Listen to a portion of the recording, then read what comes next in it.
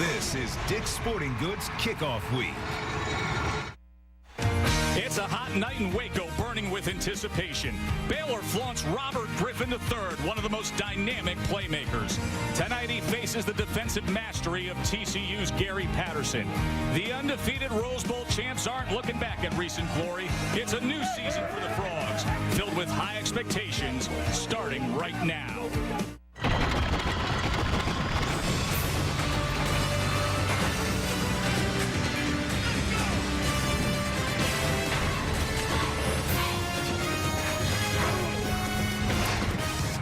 Welcome to ESPN's College Football Primetime, presented by Russell Athletic, part of Dick's Sporting Goods Kickoff Week.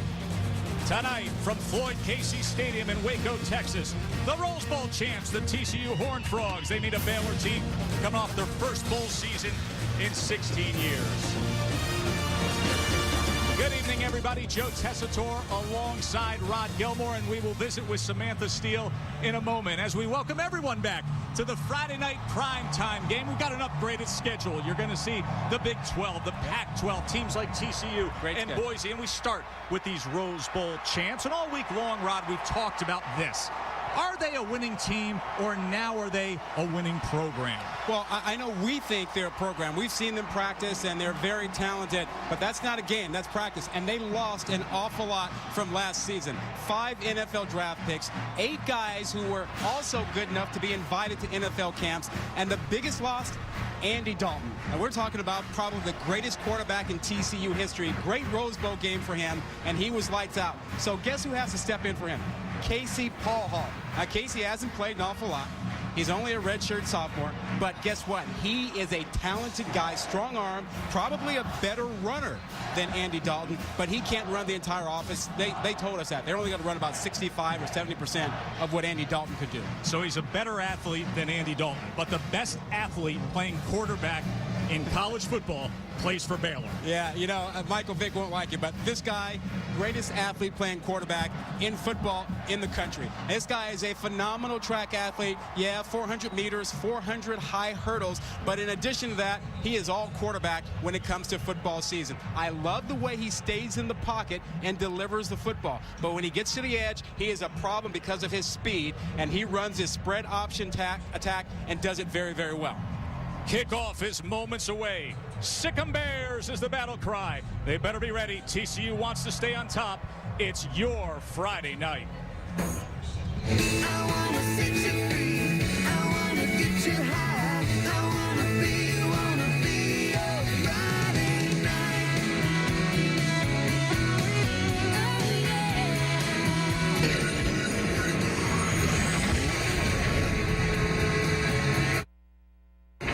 ESPN's College Football Primetime, brought to you by LensCrafters, AT&T, the nation's fastest mobile broadband network, and Wendy's. You know when it's real.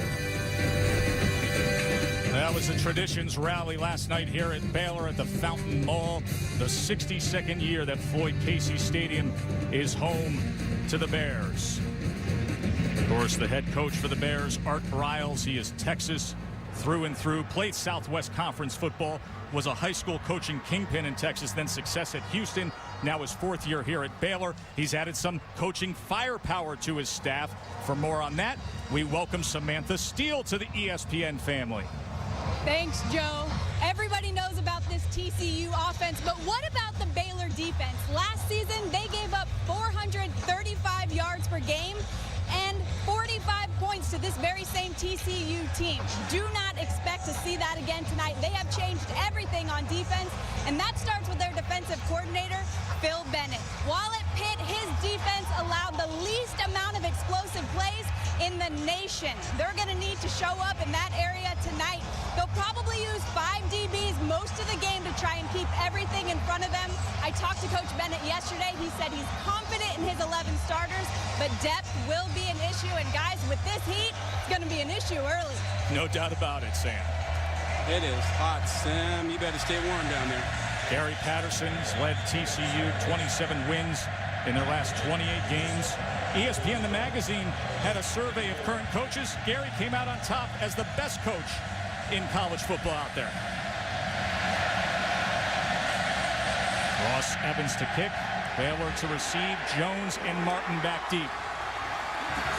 And this is Darius Jones.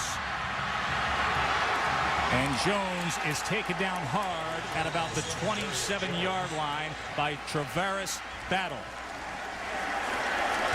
So our first scene of RG3, Robert Griffin III, the junior quarterback. Of course, had the season-ending knee surgery in 2009. Came back a year ago, one of 5 quarterbacks at the FBS level with over 5,500 yards passing and 1,500 rushing.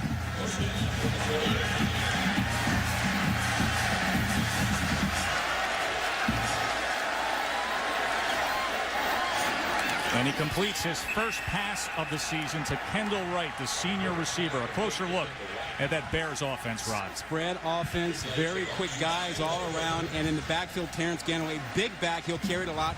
And you saw the throw to Kendall Wright. He is really a fantastic player. He will be an NFL draft pick according to our Scouts Inc. and 31st start of his career.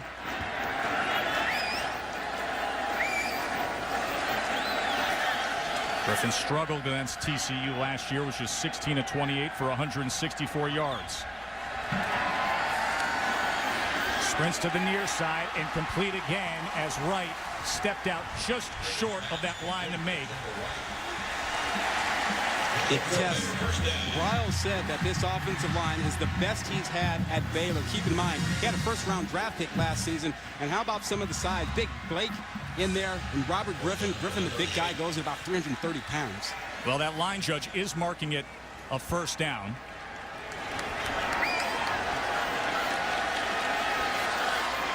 So Griffin trying to get in a rhythm early here. Inside carry to Ganaway. And Terrence Ganaway out across the 45 before he was taken down by Stanley Mapanga. And Tess, this TCU defense, you've seen it over the years, very good. They play that nickel package, 4-2-5. Very tough, one of the best in the country. Mapanga had a great freshman season. They lost a lot of guys up front, but he's outstanding. Griffin quick to get up to that line of scrimmage.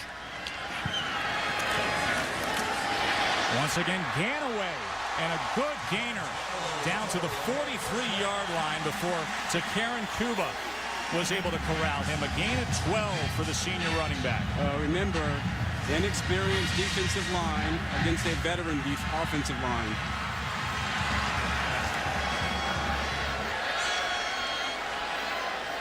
Now Griffin sends Ganaway in motion. And this is a design run. It's where he's very dangerous, but they were able to contain him at the 40-yard line. Closer look at that TCU defense. Tess, we'll finish up that defense. And 2 linebackers, probably the best tandem in the country. Kane Carter, obviously great Rose Bowl. Rebuilt secondary. Greg McCoy, probably the best guy out there. Trick play, and it is complete. Terrence Williams, touchdown Bears.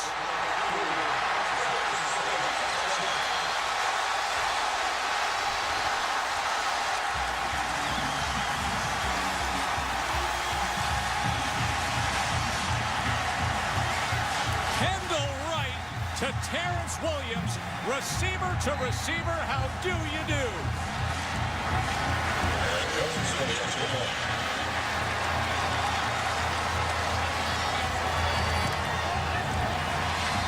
And Jones tags on the extra point. The sophomore Aaron Jones. What a start for Baylor.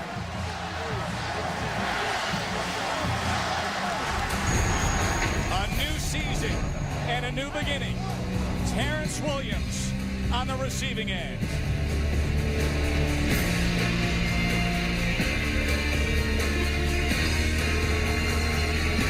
College football in high definition is presented by Vizio.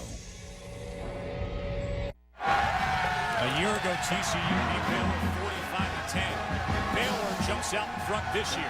Rod, show us how it happened. Well, first thing, a little slow getting the defensive call, so they weren't lined up right. You see, they're still getting the call right now. Now watch what happens here. They're thinking about covering the screenplay, and then it happens in a hurry. They've been talking about it all week. Stop the screen, and look what happens there. They blow the coverage. Both guys come up. They leave the receiver wide open, completely open. Williams by himself. No one over there.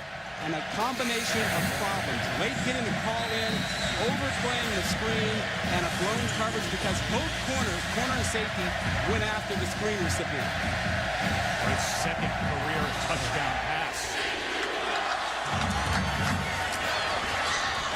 McCoy now on the return for TCU, and he finds a seam. McCoy! And just like that, the Frogs are in business. Finally chased down by Darius Jones.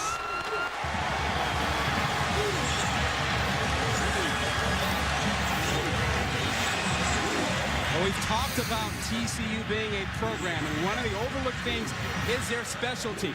They always play well. Good blocking at the point of attack. McCoy finds the seam. A little bit over anxious by Baylor coming down, ran out of their lanes a little bit.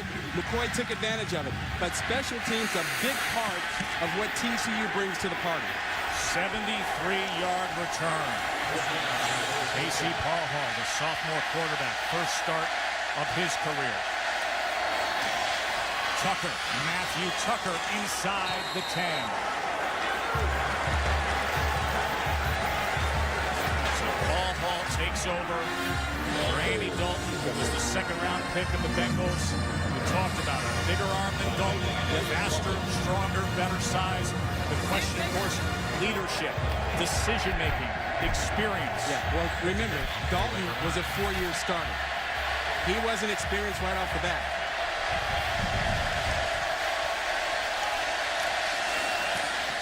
Here's Paul Hall, blocker in front, and Paul Hall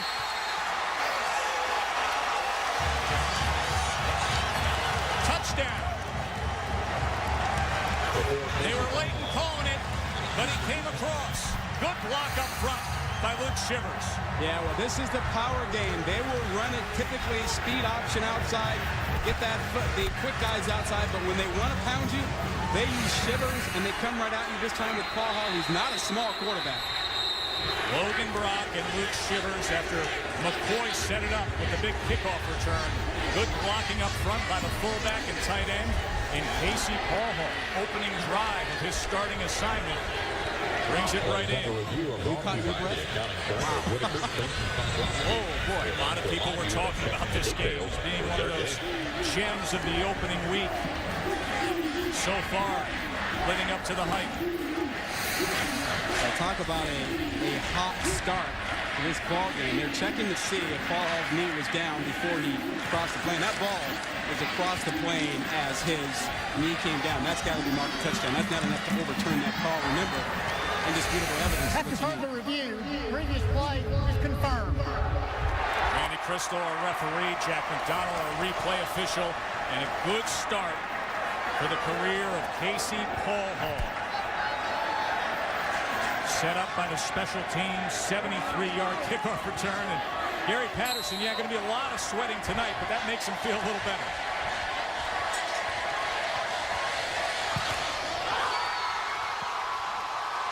And that is no good. Ross Evans, first PAT attempt of the year. Doesn't get it through. 7-6 Bears on top.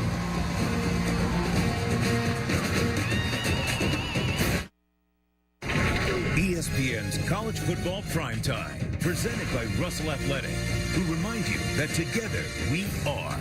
And in part by Dick's Sporting Goods. Every season starts at Dick's.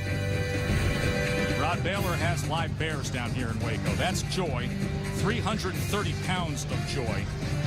The older biological sister of Lady, who's also on campus, who only checks in at 285. A 300-pound bear named Joy. I don't find that joyous. Well, there's a guy that TCU fans are filled with joy over. The 216-pound Casey Paul Hall, who just had the 9-yard touchdown run to make the score 7-6. Evans' PAT was blocked by Nicholas Jean-Baptiste. 14th time now in the career of Evans that he's been unsuccessful on a PAT. And here is Darius Jones. A little slow to get going as a flag comes in at the 8-yard line.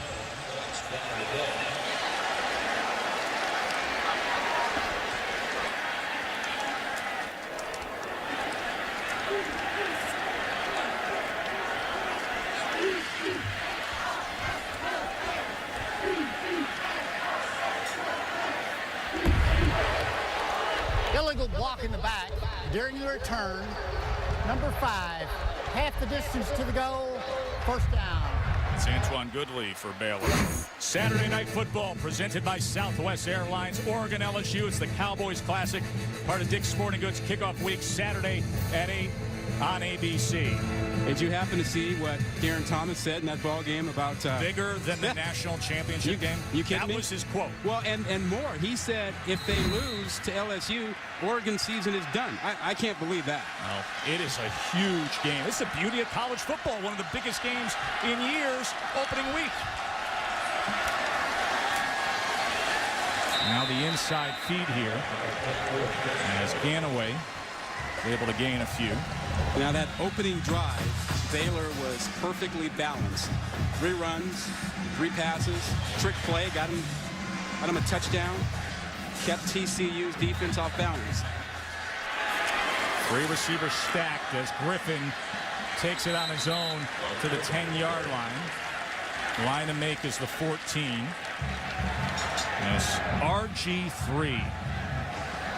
Such an impressive guy. Coaches say that he's more mature. He just has more presence about him as a quarterback now. Not just an athlete, but as a quarterback. Oh, he sounded like a quarterback when we talked to him yesterday. Big, strong voice, looked you in the eye, firm handshake, totally in command of what he was doing with his teammates yesterday. Very clear. He's the quarterback. He's the leader. 3rd and 4 here. 3 receivers to the far side for Griff. He's pressured, stays on his feet, airs it up, and that's going to sail out of bounds. Pressure came from Braylon Broughton, as well as Tank Carter, who was the defensive MVP of last year's Rose Bowl. And that's the TCU defense we're used to seeing. Well, Patterson is not afraid to dial up the pressure. Broughton got in there first. Here comes Carter at the end of it, but Griffin is so athletic, he can buy time. He slipped Broughton and was able to buy a little time. So as Carter and company head off to the TCU bench, Spencer Roth is on the punt for Baylor and Sky Dawson at midfield for TCU.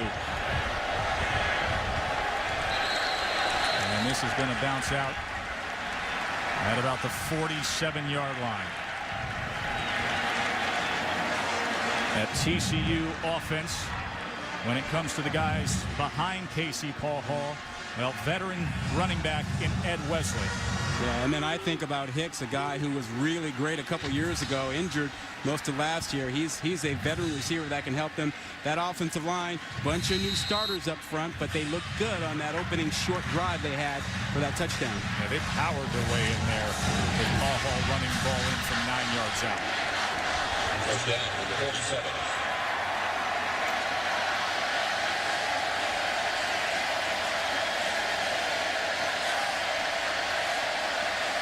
Paul Hall to pass, and he gets it to Boyce, and Josh Boyce is still on his feet struggling. They'll give him the forward progress, but Chance Casey was wrestling with him. How about that Baylor front 4? Well, they switched things up a bit. You know, they're playing a nickel package now, 5 defensive back, 4 down linemen, and I think about guy Gary Thomas. Gary Mason up front is a guy that they call the shadow because he's such a big, tall guy. They want him to play as big as his shadow. Linebackers, Elliott Coffey making his first start inside. They moved him from the outside linebacking spot, so he's got a lot of calls to make back there. There is Coffey, the senior, the top returning tackler. Play action now. Paul Hall with time and with Boyce. Did he hold on to it? No. Incomplete. It'll make for a 3rd and 8. Now you keep in mind, inexperienced quarterback, inexperienced offensive line. They're doing things to help him out. Get him outside the pocket. He's comfortable. He's athletic.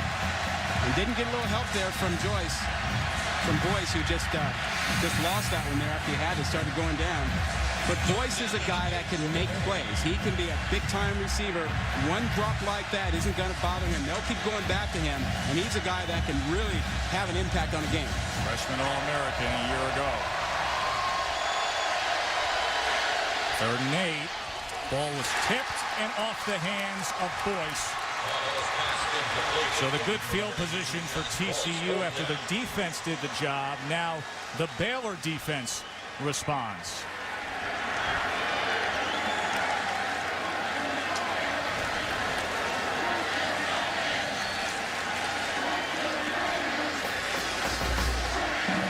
Anson Kelton. Is that not the biggest punter you've ever 6'4", seen? 280 pounds.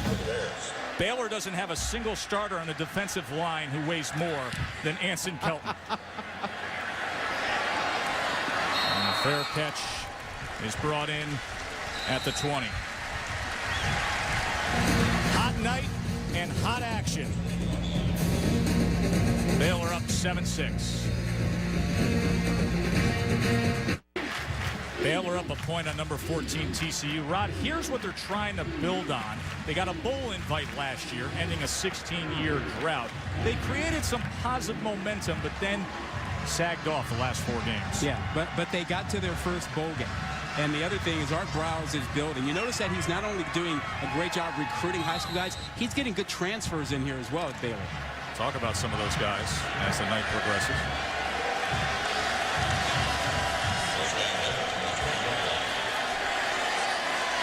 Ganaway out of the backfield. And that's Griffin. A little high that time as he was trying to get it to Tevin Reese, who had 45 receptions a year ago as a freshman. You know, Tess, this offense is unique in that it is a spread option offense, but the option part is often a pass incorporated with a run. So they can actually go to throwing the football down the field while running an option play. So instead of that pitch being the third part of the option, you're saying him putting it downfield. Yeah, exactly. Third tier there. Ganaway going to test that near side, and nothing doing as Takaren Cuba came up from that weak safety spot to get Ganaway. And Ganaway is important to this offense because all that option stuff, the screen passes, that's just to get the defense going wide. And you have to pound them back inside, and Ganaway is big enough to do that.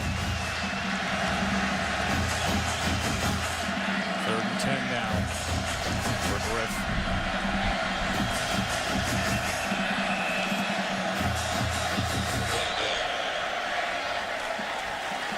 Got a false start.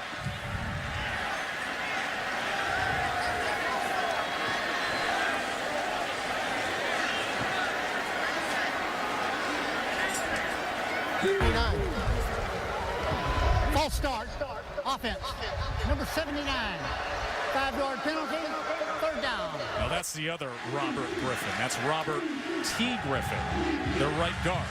No relation. RG3 is the quarterback. They jokingly call the right guard RG2. By the way, he has him by 115 pounds. Yeah. He goes 335. Yeah, that would be RG4. Yeah. Yeah. So now backed up to a 3rd and 15 after the false start.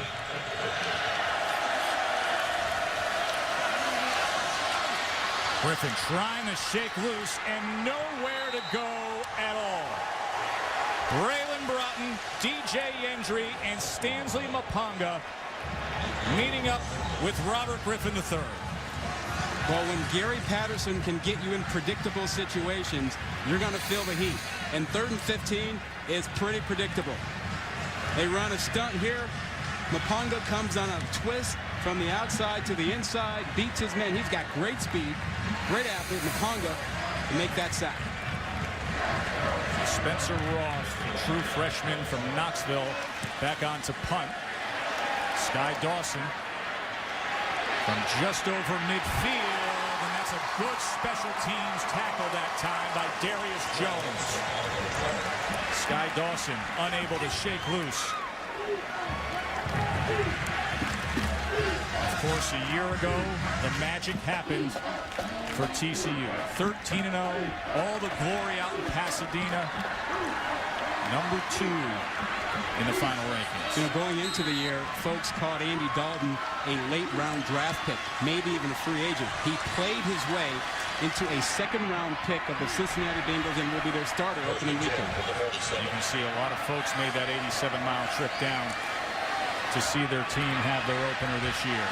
Raymond James with a good hard run to the edge.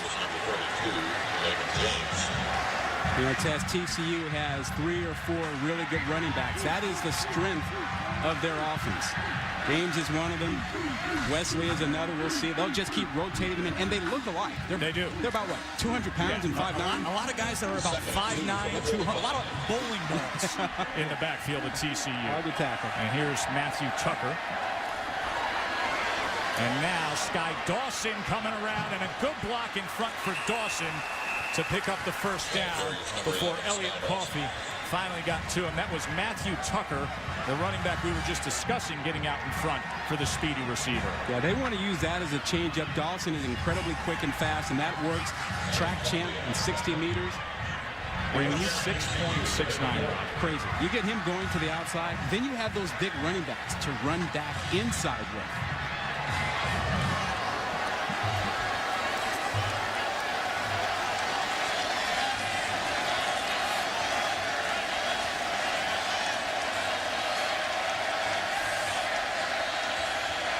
Out of the gun, delayed. Looked like he wanted to hand it off. He kept it himself, and he was wrapped up by Elliott Coffey. We were showing you Sky Dawson's accomplishments in track. Here's what he looks like out there. 2010 Mountain West Conference Indoor Championships in the 60-meter.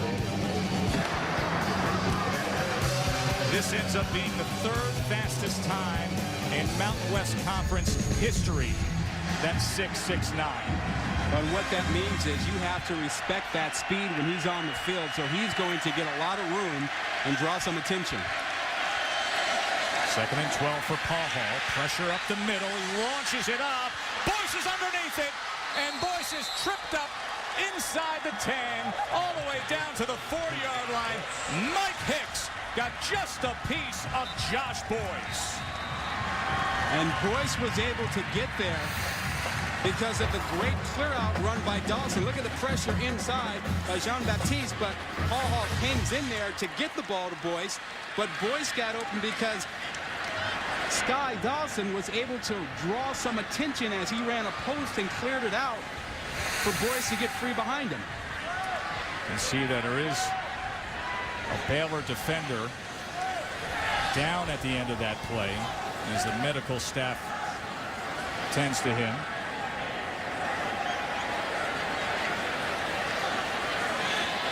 So a good start to the night for Casey Paul Hall.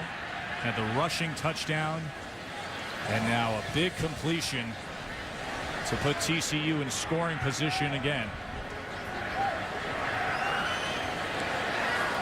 Cornerback Tyler Stevenson down on the field, and we'll take a break.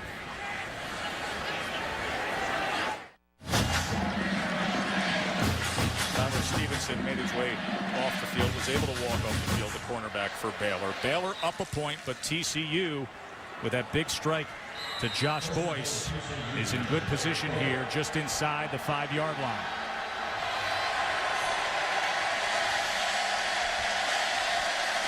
Here's Tucker to the edge. Touchdown, Frogs.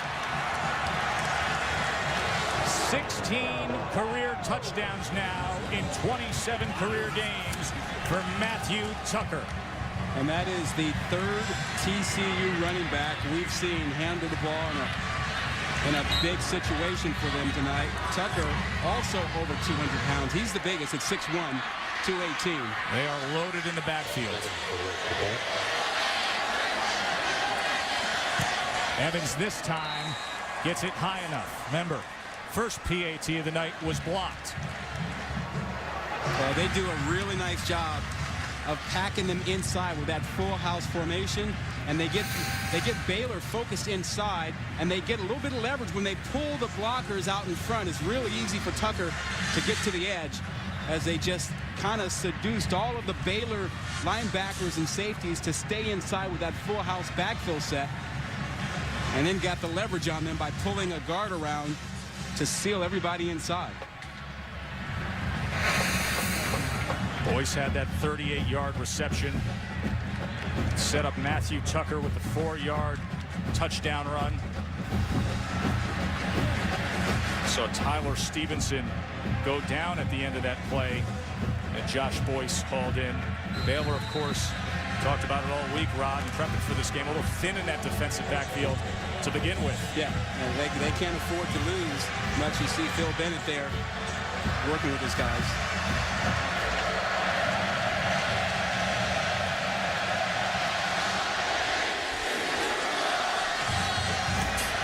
Glasgow Martin.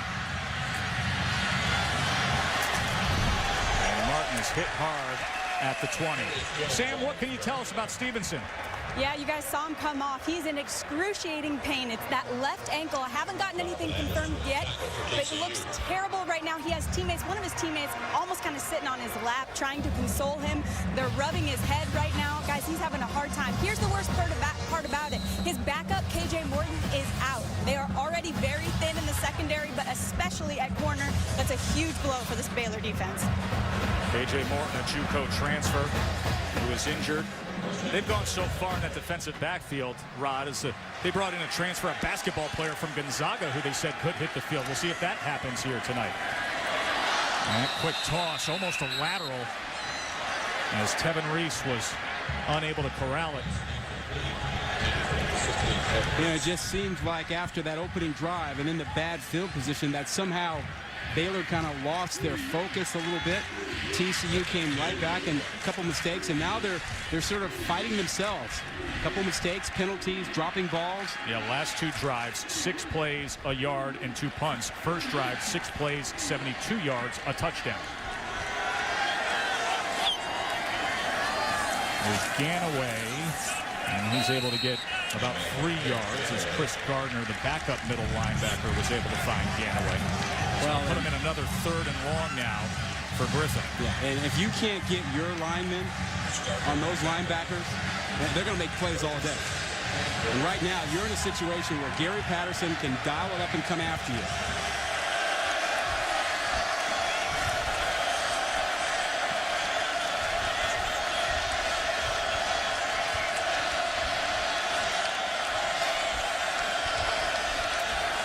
Griffin lofts it, and he's got it.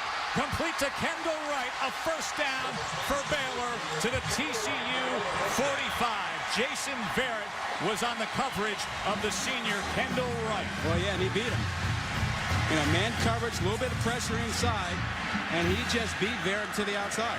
And a quick snap, Ganaway fights his way close to the 41-yard line as Cuba came in to make the tackle on the senior running back. You know, a 32-yard connection to Kendall Wright to get them out of that hole, Rod. Yeah, there will be mistakes. You've got a lot of new guys starting for the first time for TCU on that defense. A lot of new faces for both teams. You know, we've not seen Griffin really get to the edge yet on anything designed for him. It's all been inside so far.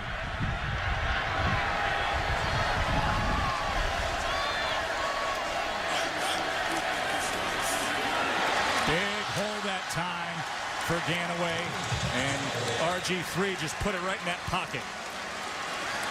Well, the game plan is simple, really. You know, Ganaway is 240 pounds.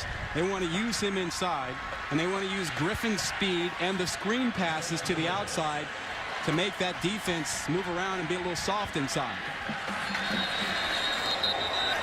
Flag came in there. Looks like it's a false start. Terrence Ganaway. False start. Offense, number 16. 5-yard penalty. First down. Baylor running back played at Houston as a freshman under Coach Briles. His mom passed away of cancer when he was at Houston. He was one of 11 children. Sat out for a year after her death. Then came back, and instead of going to Houston, he followed Coach here to Baylor. Behind Jay Finley last season. Worked incredibly hard this offseason. Was not expected to be the starter, but just worked so hard he got the spot. And his size really helps that offense.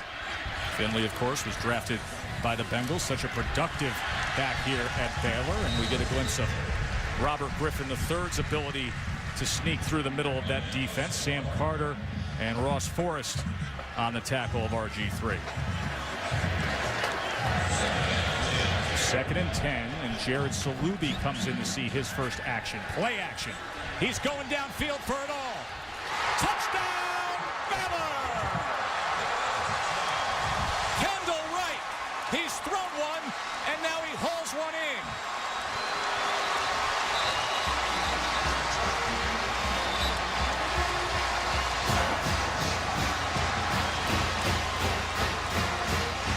Got a flag at the end of that touchdown, but it came in after Wright was already celebrating in the end zone. Let's see what the call is.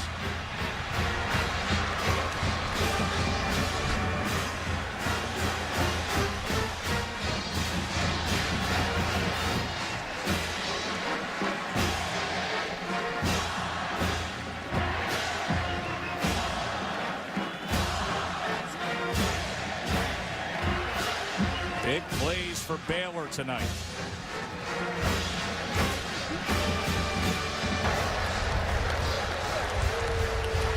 After the play, unsportsmanlike conduct, number 1. TCU has elected the option to enforce a 15-yard penalty on the ensuing kickoff. The touchdown's good. Try for point. Now, Tess, you know we have a new rule this year. Unsportsmanlike conduct, if you're going into the end zone before you score, will take off the touchdown. This one occurred after the score, after the touchdown, a little celebration, unsportsmanlike, and they flagged him for that. And with that extra point, Baylor goes back out in front of 14th ranked TCU. Hey, Tess, nothing fancy here. Simple man coverage on the outside. And Wright simply beats Verrett to the outside, gets a free release, beats him into the end zone. Now, at the end of this, here's where he gets flagged because he draws attention to himself with a little bit of this. Watch what he shows you. Not the shake, that one right there. Across the neck, across the upper body. Can't do it. Will be flagged. And fortunately for him, it was a dead ball foul, so it doesn't take the points off the scoreboard. Impressive opening quarter for Kendall Wright.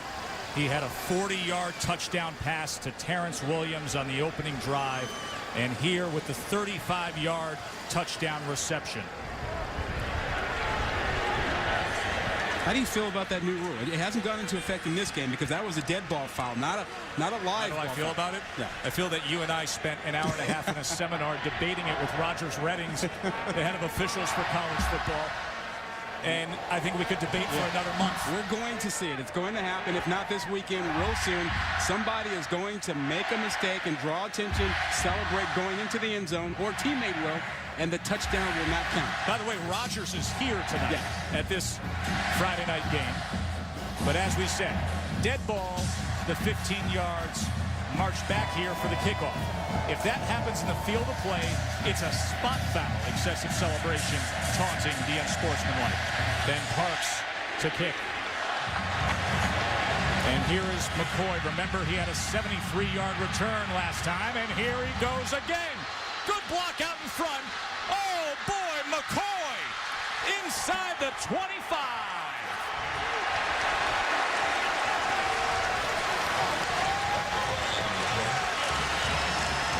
McCoy is having a night, but not without some help. He's getting some great blocking by his special team teammates. I mean, he gets a big hole and then gets a great block from Stephen Bryant. And then another throwout reads it perfectly well behind Bryant to get to the edge. A couple of great blocks in there to give him a huge lane. And TCU is in business inside the 25. 68-yard return. Back and forth these teams go. James now. And he slips. Tries to stay on his feet, but he'll be marked down at the 21-yard line. You know, Tess, last season, Andy Dalton was the quarterback.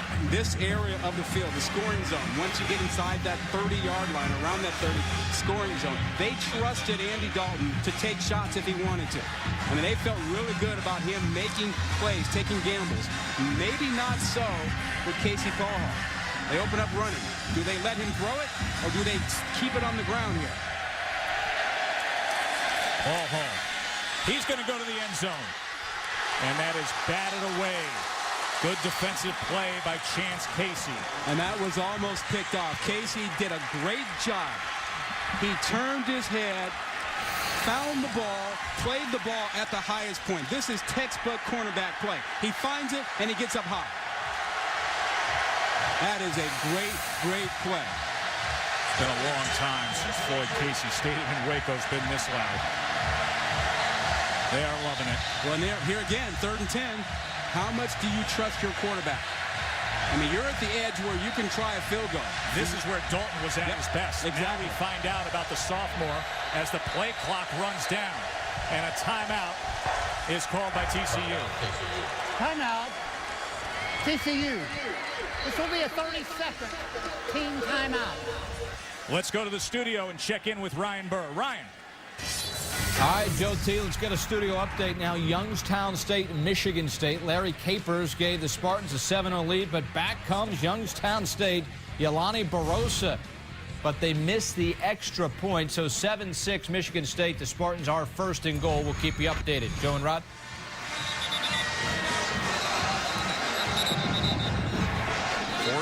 14-13. Baylor up with a missed extra point, the blocked extra point earlier, and they're looking for their defense to Sicko. That is the hand signal here in Waco. TCU has such great average field position starting their drives at the Baylor 36, and they're trying to take advantage once again, now facing a 3rd and 10 as the new D-court Phil Bennett looks to rally the troops, and the crowd did their job. Inexperienced offensive line, loud crowd, new quarterback.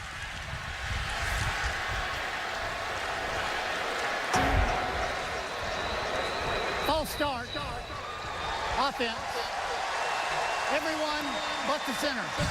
5-yard penalty, 3rd down. That's a classic. Randy Crystal, the referee, false start. Everybody but the center. All you guys. That's almost as good as he's got the quarterback down, giving him the business. That is a classic. 3rd and 15 for Paul Hall. And that is incomplete. It would have been short of the line to make. He was looking for Josh Boyce. And Brody Trahan, the former quarterback, on coverage as he's been moved over to linebacker. The pressure came from Jared Edwards. Yeah, Baylor rising up, playing a little defense, predictable situation here. Pressure coming from Edwards. 92, Jared Edwards getting in there, but that was a predictable passing situation, and Baylor came after him.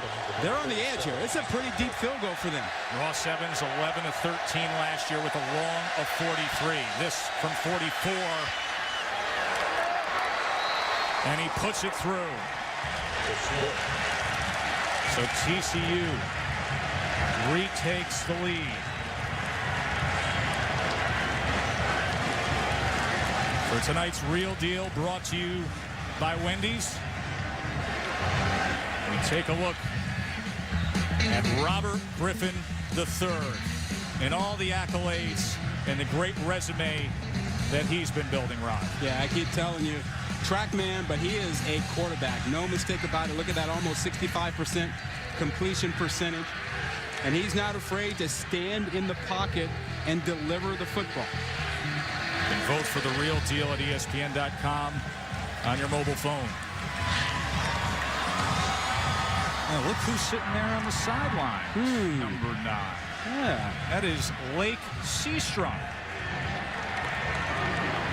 Or Seastrunk, the center of a lot of the controversy up at Oregon this offseason. One of the top recruits in the country a year and a half ago, who has now transferred here to Baylor. And he may be eligible to play at some point this season. Well, Evans just made the field goal, and now he kicks off. And at the 5-yard line, this is Salubi. And Jared Salubi is taken down at the 28.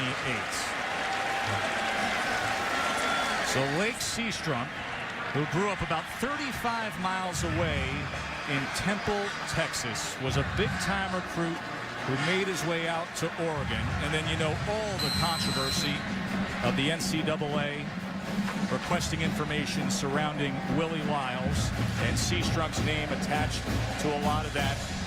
Medical issues in his family, so transferred back home, looking for a fresh start, be close to the family, and looking for a special waiver by the NCAA, which would make him immediately eligible this season. And just a 2-yard gain that time by Ganaway. You know, Art Browse told us yesterday when we asked about the transfer, he said, you know why? His last name is Texas. Yeah, you're from Texas. You have a tendency to come back home. There's been a few of those on Baylor. Jordan Niver, number 18, the tight end, was out at Stanford as a big recruit. He was a Texan who decided Palo Alto wasn't for him. Came back to the Bears. Here's Griff again. And a good swing downfield, crossing midfield to Terrence Williams. So Robert Griffin III is finding his rhythm with the passing game. And he's finding the man coverage, the single coverage. I love this, what he does here. He threw the ball very nicely, but it was the cerebral part, the fact that he looked down the field and found the weakness and came back to it. Ganaway, RG3 thought that he was to the left, but Ganaway came to the right for that handoff that time, as he was taken down by Carter. But they cross midfield again, just under a minute to go in what has been an action-packed first quarter. When's the last time you've seen a TCU defense on its heels a bit? Listen, some changes, especially in that backfield and that defensive end, and this is a much more confident Baylor team, especially on the offensive side of the ball. 2nd and 8 now, and once again, Wright, and Kendall Wright gets free. Jason Verrett finally able to force him out. Look, let's not sleep on Kendall Wright. I mean, it's not like he's not a good football player. And this guy is quick, about a 4.4 guy. He's very likely to be a 4th-round pick, 3rd-round pick, you know, depending on how this season goes. But he's a guy that is on the radar of the NFL scouts. If he maintains this level, he's going to break every school record for receiving here at Baylor. So a first down inside the 40-yard line. And away in the backfield with Griffin.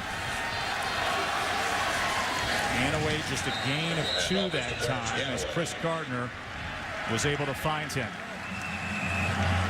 How about that for a start to the Friday night primetime schedule? Back and forth they went. TCU up 16-14. A highlight-filled opening chapter.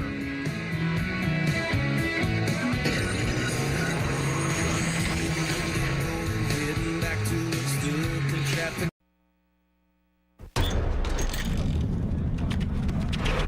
Fast, fearless, physical. Fast, fearless, physical. Play hard. Play smart. Play with passion. This is our family. You understand? We're fighting for everybody in this room right now. Art Briles preaching fast, fearless, physical, and that's what Baylor has been against the defending Rose Bowl champs in a back-and-forth first quarter. They look up at that scoreboard, driving the ball into TCU side of the field, trailing by 2 now. Ganaway, straight up the middle, still powering ahead for a first down. Glad you're with us here. Joe Tessitore, Rod Gilmore, and Samantha Steele. Remember, TCU, 25-game regular season win streak. A team that a year ago just dismantled this Baylor squad, 45-10 in a real fight here tonight. And that guy has a lot to do with it. Robert Griffin III.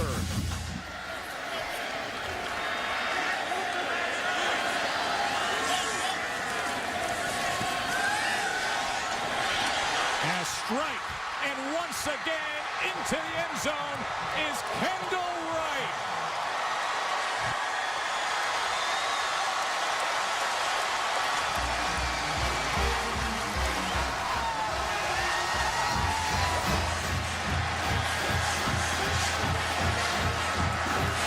Otez, he's wearing them out. They take their time, they find that it's man coverage, and Wright goes to work on Verrett again. I mean, Griffin is sitting back there because of the running game inside. They're finding that they have to play single coverage on the outside, and Griffin is wearing them out with it. 2 touchdown passes now for RG3. Second touchdown reception of the night for Kendall Wright. Oh, do we got a game in Waco?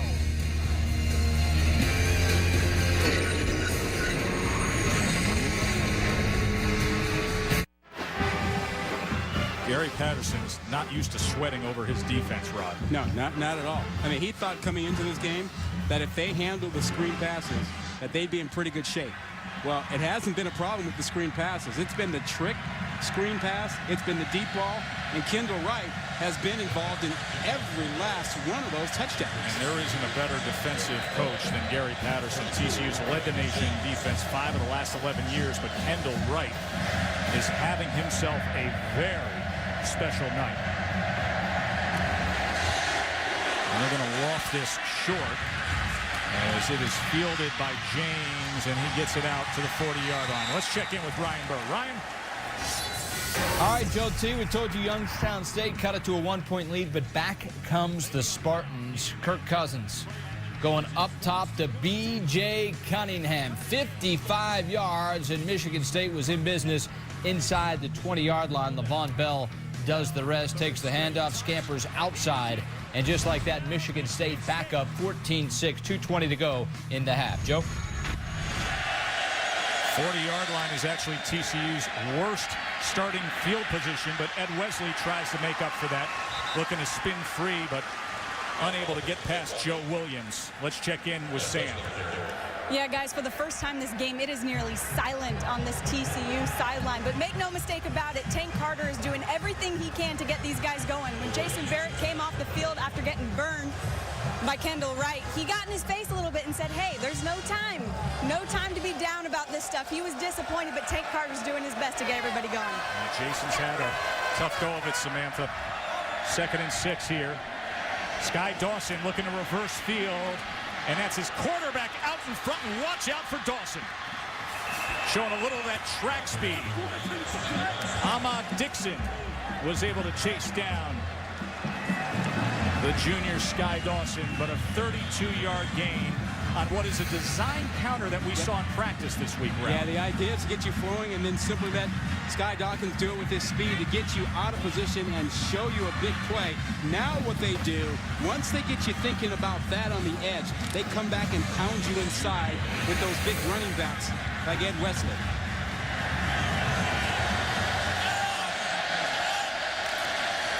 And here is Wesley. And this time, Wesley is taken down by Terrence Lloyd, who's perhaps the most consistent and steady of the Baylor defensive linemen. When the outside game works for TCU, the inside game works and vice versa. And they've got the backs to do it. It makes it easier for Paul Hall. He doesn't have to carry the offense the way Dalton did.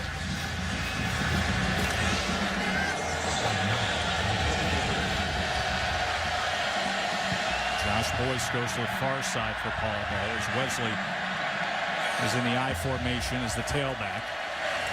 Play action.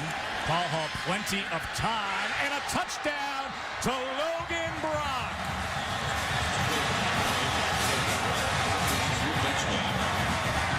Paul Hall came into the game with one career touchdown pass. It was Brock who caught it. He goes back to him here to retake the lead. Yeah, it's a 2 tight end set test, and they think run.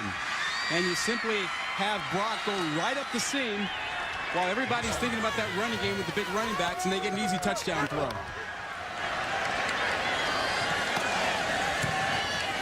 And Ross Evans tacks on the extra point. 23-21. 5th lead change of the game with still 12:32 to go in the half. Good stuff.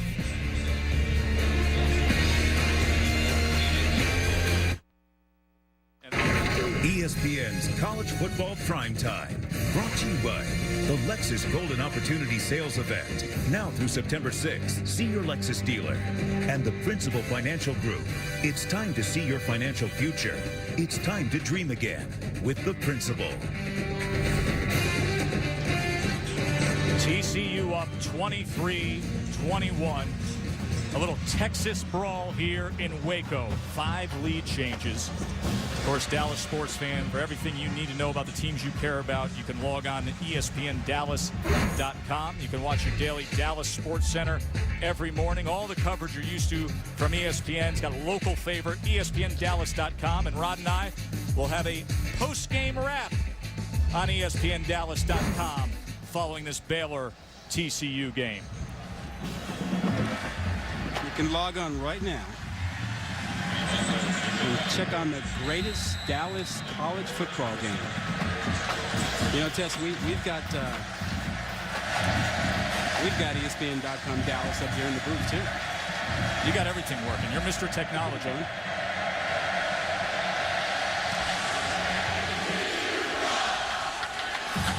Darius Jones now from the 5. And Jones, look at this! Just past the kicker and tripped up at the 40-yard line. That was Jonathan Anderson with a touchdown-saving tackle. Rod, did an Arena Football League team just move to Waco, Texas? This game is unbelievable back and forth. My goodness. You know, and even highly recruited players like Jason Verrett, he's a corner. JC Transfer having a tough night in his first collegiate game, which is a track meet. Kendall Wright has thrown a touchdown over him off a trick play and then beat him a couple times in man coverage for touchdowns. But trust me, I've been there. That first game as a corner, it can be challenging, but you can bounce back from him. Jason Verrett will. Back and forth they go. Now here's Ganaway getting to the edge. Stiff arm. First down, and tumbles forward to the 24-yard line. Good solid run by Terrence Ganaway as he stiff-armed Cuba out of the way.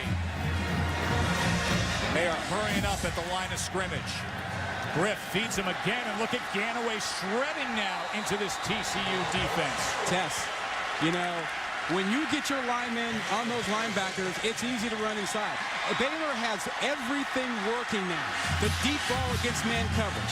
Speed to the outside. Ganaway power inside. The linemen getting on the linebackers. First down at the 14 as all of a sudden Robert Griffin III takes a breath at the line of scrimmage and looks over. A frantic pace being set in this first half of action. What a fake. Touchdown, Bears. Oh, boy, did RG3 sell that.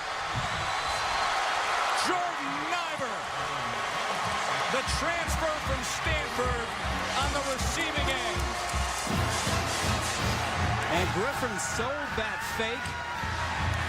Both linebackers, Tanner Brock, Tank Carter, they both came flying up to the line of scrimmage, and Nyber just snuck in behind them.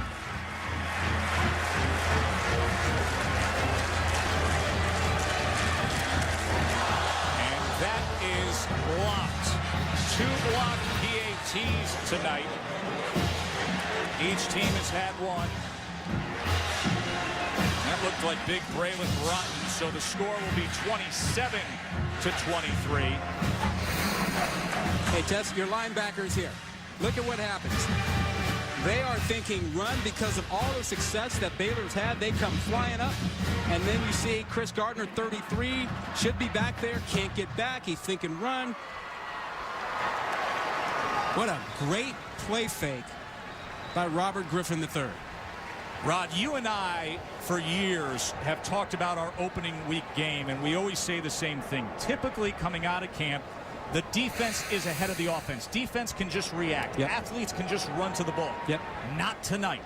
Well, a couple things. We've got a TCU defense that's replacing a lot of guys. You know, Tank Carter is one of the few veterans back there. And so they're struggling a little bit, particularly in the man coverage area in the secondary. Baylor was not a great defense last year. They've made changes this year. They've gone to a different set. so you expect them to have trouble. You didn't necessarily expect TCU to have as much trouble defensively.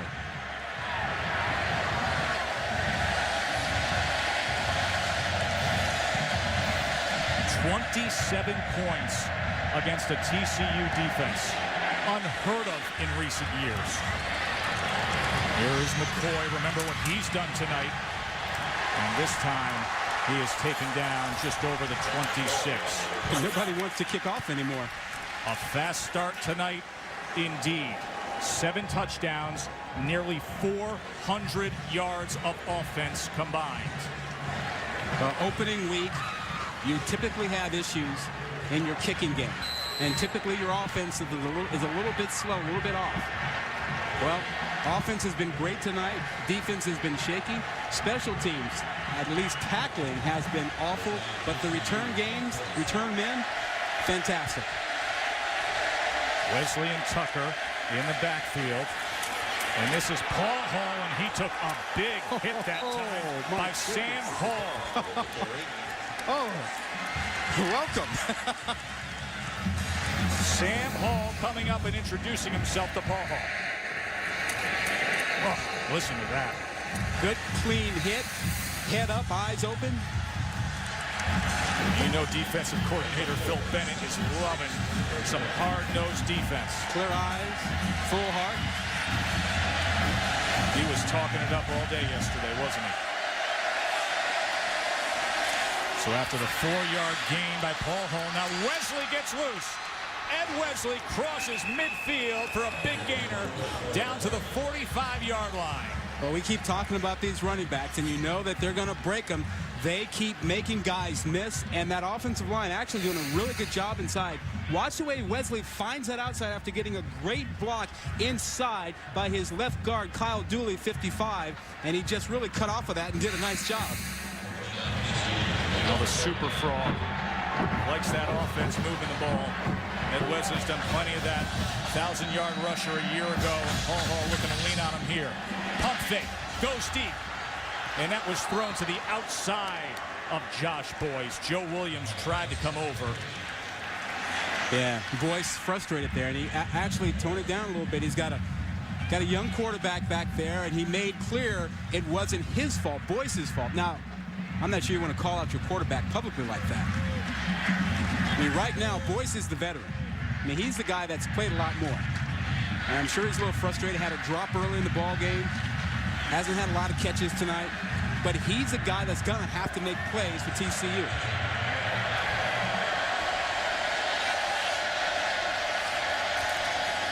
This is Wayman James. And James spins for a 5-yard gain, and it was Sam Hall who came up from that safety position again. The one thing is clear about Hall, he is a hitter. Now this is an interesting part of the field, Rod, here on what will be a 3rd and 4. What do you expect out of TCU? Well, they're right outside that scoring zone. They can't kick a field goal from here. I believe that they're going to go ahead and let Paul Hall, take a shot. I mean, he's actually done well. They're in actually 2-down territory. They could go for it on 4th down the way that their offense has moved the ball. James swings out of the backfield. Paul Hall, and that is incomplete. Would have been good for a 1st down, but it was off the hands of Antoine Hicks. And I see now, when you throw it, you don't get anything out of it on 3rd down. Instead of running it on 3rd down, I think you have to kick it now. Right? Now you take your chance of trying to pin them down. If you don't kick it, and you go here and you don't make it, I mean, look at the short field. You're going to give this offense that's already put up 27 points on you. Paul Hall's going to stay out on the field here. Yeah, they may make it, but I think this is too risky here. I mean, you're going to wake up this crowd and really get this team going on the Baylor side if you don't get this.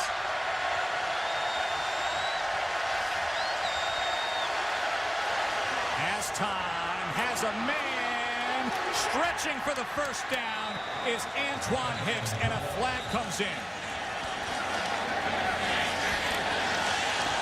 It's going to be holding on TCU. So it's an automatic. Yeah, they pick it up. 1st down with the penalty against Baylor regardless. So a smile breaks out on the face of Gary Patterson. Relief. That was a big sweating gamble. And running and turning and yelling. And now he smiles for a moment. Well, that was a big gamble, and he knows it. Hey, he felt like he had to do it, and he got it. He picked it up. Boy, we had a great visit with Gary the other night. Went out to dinner with him, and he was talking about the evolution of the program and now where they are and the type of recruits. And Andy goes off into the sunset of the NFL, and this is the kind of year you find out a lot about yourself. Yeah. Well, it was actually date night with his wife, Kelsey, and we interrupted You that. barged in on that. Yeah. And what did he bring up? 50 First Dates? That movie? He's a big fan. Yeah. Big fan of the chick flick. Well, he was actually talking about it in relation to freshmen. He said they forget things. Holding. Defense. Number 4. Hold was an eligible receiver. 10-yard penalty from the previous spot. Automatic first down. Remember the big offseason change for Baylor? Defensive coordinator Phil Bennett's on board. Yeah. Think he's fired up on a 4th down? He knew how big that was. He knew that if they stopped him, that was a big momentum shift. So now the Frogs with a fresh set of downs at the 29.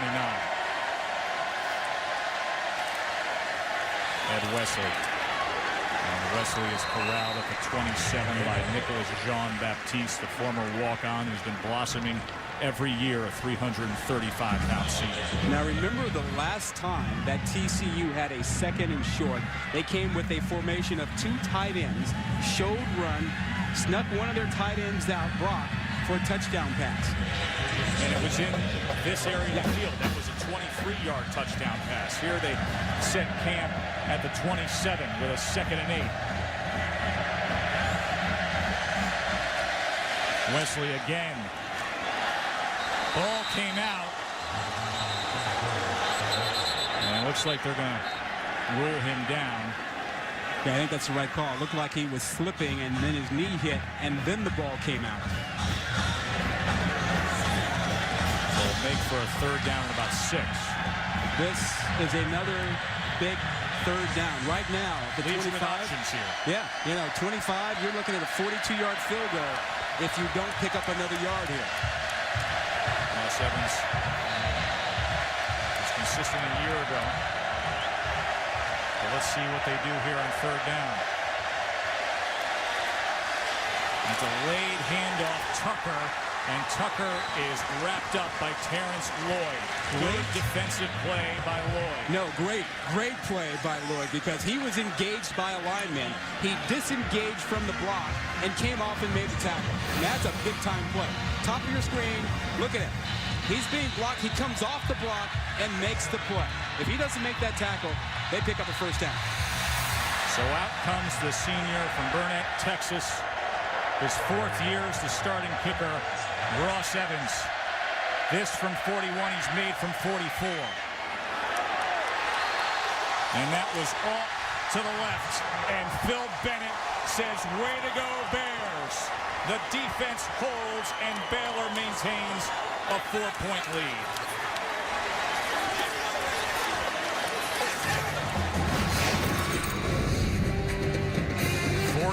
Ranked team in the country facing a fired-up Baylor team tonight here in Waco, and their D-Cord is leading the way.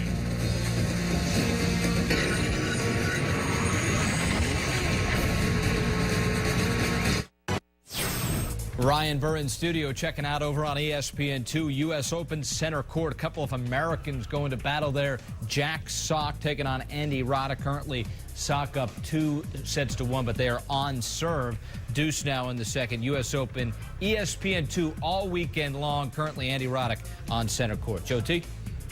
Samantha, anything down there? Samantha, anything? Joe Tessitore, Rod Gilmore, and Samantha Steele back here in Waco, Texas. Baylor up 27-23. It's been a long time since the Bears were able to topple a ranked team. You go back to 2004 against the Aggies. Here's Robert Griffin III, and another well-placed ball to Kendall Wright, who's been the do-it-all tonight. You know, Tess, they have been working this defense over the last 4 or 5 years. No one's played better defense than TCU. Look at Terrence Ganaway. Nice spin move, kept his balance for a 1st down. Sam Carter finally got to him, but just good, hard running by Ganaway. Well, good blocking at the point of attack. Missed tackles. 2 missed tackles. Great running by Ganaway. And again, this TCU defense, last 4 or 5 years, they've been as good as anybody. First down from the 47. Empty backfield now for RG3. Some pressure comes. If he gets to space, watch out. But he was pushed out by Sam Carter. What a difference a year makes. The TCU defense. Last year, best in the biz. Tonight, Baylor's putting up points. Well, and if you go back 3, 4, 5 years, no one's been better in total defense, in run defense, and pass defense. Second and 5 from the 48. And they've been in the top 5 for the last 5, 6 years or so, it seems. I think Tim Carter has a lot to do with it. The screen game now. Tevin Reese. The ball came loose at the end, but the whistle came in. Kenny Payne is on top of Tevin Reese. You know, Tess, when you've played great defense like that for so long, and you have a night like this, it starts to eat at the confidence of even your veteran players like Carter. No, it's not who you are. Yeah. You're not used to it. Exactly. You don't know this to be. And nothing you try, it's working. They try blitzing, they try man coverage, they try zone. When they play zone, they get run against. When they play man, they throw touchdowns on them. Ganaway looking for that first down, and he's got it by 1.5 yards. And it's not scheme. You know, coaches will tell you. It's about players. Yeah, look at this. You go back to 2008. Number 1 straight through. Best defense in the modern era. Led him to a Rose Bowl championship a year ago where Tank Carter was the defensive MVP out in Pasadena. And once again, quickly out to Jordan Niver, the 6'6" tight end who transferred from Stanford. Well, with Stanford having at least 3 tight ends on their roster who are going to play in the NFL, Niver was going to have a hard time getting a lot of playing time. Second and 6 from the 38. Herb Riles. This Baylor offense. They are moving it tonight. Griffin's going to take another shot. Kendall Wright. What athleticism by Kendall Wright. And not a bad throw either. Griffin put it where only Wright could get it, and somehow, some way, he did. Yeah, and Patterson is upset. I don't know about that right leg, Rod. Well, Patterson is upset that Wright got away with a little push-off with the right hand. But it was such a slight push-off, it doesn't get called. Amazing twist and turn and stretching out, but watch the foot as it comes down, and that's what the officials will take a look at. Replay judge is Jack McDonald. Remember, they need that indisputable video evidence to overturn it because the call on the field is a catch. So do they have that video evidence here? Now there's the catch. Left foot is down. Then right foot's out. But it may be the left foot was already in bounds as he caught the ball. Exactly. Watch that left foot. Does he have control of the ball when the left foot is already established? Yeah, he's got the ball and the left foot was in there. That's going to be a tough call. I'm not sure there's enough to overturn that. The right foot, in my view, came down after he had possession, but he caught the ball, and it looked like his left foot was still on the ground when he caught the ball. Kendall Wright is putting on a showcase evening. Gary Patterson is talking up to his DBs. That's to Karen Kuba. You know, Patterson loves coaching up that defense, but he doesn't like what he's seeing here as Robert Griffin III is taking shots downfield and connecting. Yeah, left foot catch, left foot down, now right foot out. I think that's a catch. The advantage to Baylor is the fact that the call on the field is a completion. Yeah, and you look right there. He had the left foot down and had his hands, both hands on the ball. I don't think he can overturn that. After further video review, the ruling on the field stands as called. 8 catches for 159 yards now in the first half for Kendall Wright. He is no slouch. He's got great body control, great quickness, runs really good routes. As you saw, outstanding hands. The country just hasn't known about him. You haven't seen a lot of Baylor. Baylor is healthy on offense and loaded with athletes. And this is Glasgow Martin in the backfield. A direct snap now to Terrence Ganaway, and Baylor adds to the lead.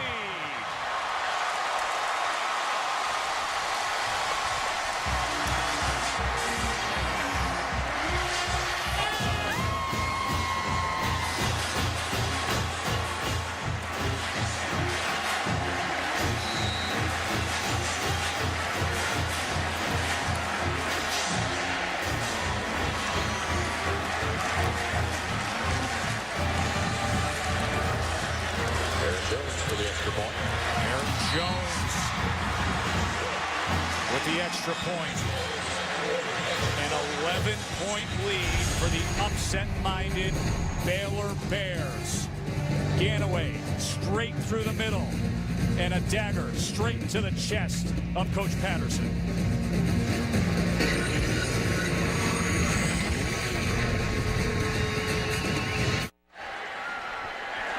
Joe Tessitore, Rod Gilmore, Samantha Steele here in Waco, where Baylor is just stunning TCU 34-23. You remember when the triplets were rolling for Dallas, the Dallas Cowboys? Absolutely, just up the road. There's a version of that going on here at Baylor. And Kendall Wright, the wide receiver, is leading the way. He's playing the role of Michael Irvin. And RG3 is showing what he has evolved into, the junior quarterback who some people say is a long shot Heisman guy out there. And this is Greg McCoy. Remember, he had a 73-yarder, a 68-yard return. He's looking for open space here, and he finds a lane, and a good return again for the senior Greg McCoy. Celebrating its 7th year sponsoring the Good Hands Field Goal Nets, All-State makes contributions to participating universities' general scholarship funds for each field goal and extra point kick. To date, All-State has contributed more than $2.4 million in scholarship money. You can tack on a lot more to that with tonight's scoreboard as a late flag came in. Let's get the call. During the return, early the block in the back. Number 32. Be a 10-yard penalty. First down. It's Raymond James, the backup running back who plays special teams for Coach Patterson. And now you want Paul Hall to be patient. A lot of scoring by Baylor. There might be this tendency to think, I got to rush and get it all back. And then the mistake happens. And then it starts to snowball. So he can't try and do things that don't work for him. Can't force it. Can't try to make something happen when it's not there. First-time starter for TCU after the legendary run of Andy Dalton. And throws a strike to the flats here to Sky Dawson, who was tripped up right away by Mike Hicks and Ahmad Dixon. Patience is the word for Paul Hall right now. The worst thing he could do is gamble. A nice, methodical, patient drive is what TCU needs, and not a big gamble, because Baylor is not going to give up a cheap one. They're going to be playing really soft coverage.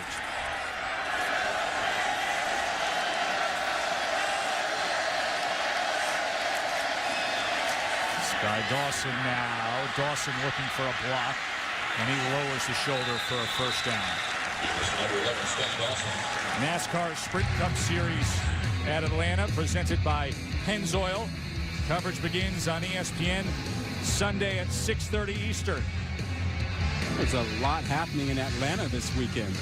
You got NASCAR, you got Boise State and Georgia Saturday night, so that's going to be a great one. Number 5 Boise against number 19 Georgia. The second meeting between the two teams. Remember back in 05 they had the opener when Georgia was 13th and they routed Boise 48-13. Different story this time with the Broncos. First down, the pitch to Wesley, and he is ridden out of bounds by Brody Trahan. Let's check in with Sam. Guys, Phil Bennett is about out of a voice. He has been incredibly passionate, just as we saw him in the meetings yesterday. He got his defense together and said, guys, you're a ball team. You can win this game. He told them just what he told us yesterday, guys. He wants them to push them to the boundary and not give up that field. Well, Sam, you know, Bennett, the longtime defensive guru, who's talking up what his task was with us yesterday. This Baylor defense, Rod, gave up over 30 points a game last year. You know what? they were awful last year. To put it bluntly, they were not good. But they've changed their scheme. You know, now they're a nickel-based defense. 5 defensive backs on the field at all times. And they will bring a lot of pressure when they need to. It looks like that's Wesley that's down on the sideline shaking up over there. at the end of that last play there. As he makes the short walk. But this defense believes in making the quarterback earn it. They're not going to give up a cheap one to Paul Hall. They want Paul Hall to prove that he can throw 6, 7, 8 passes in a row to get down the field.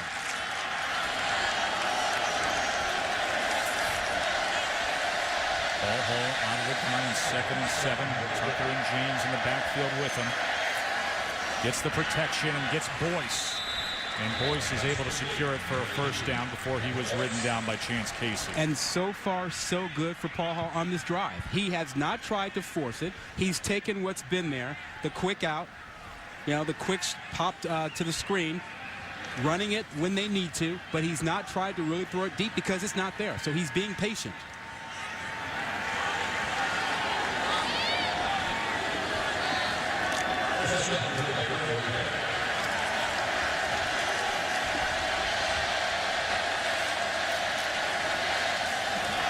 Here goes Paul Hall out to the edge, keeping his feet, and then he was ridden down hard out of bounds, and that TCU bench is looking for a flag as Brody Trahan pushed Paul Hall out. Trahan himself knows what it's like to be a quarterback, spent his first 2 seasons as a quarterback here at Baylor.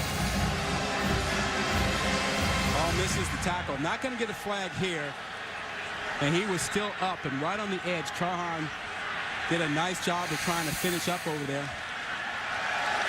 As a 3rd-string quarterback behind RG3, made the move to now being a defensive starter. Incomplete as the pressure came by Terrence Lloyd, the sophomore defensive end for the Bears. The last time that TCU was in this area of the field, they threw it on 3rd down and then went for it on 4th down. I'm thinking they'll be a little bit more patient this time and figure they've got 2 downs to pick it up here. 2:34 to go. No reason for them to be in a hurry.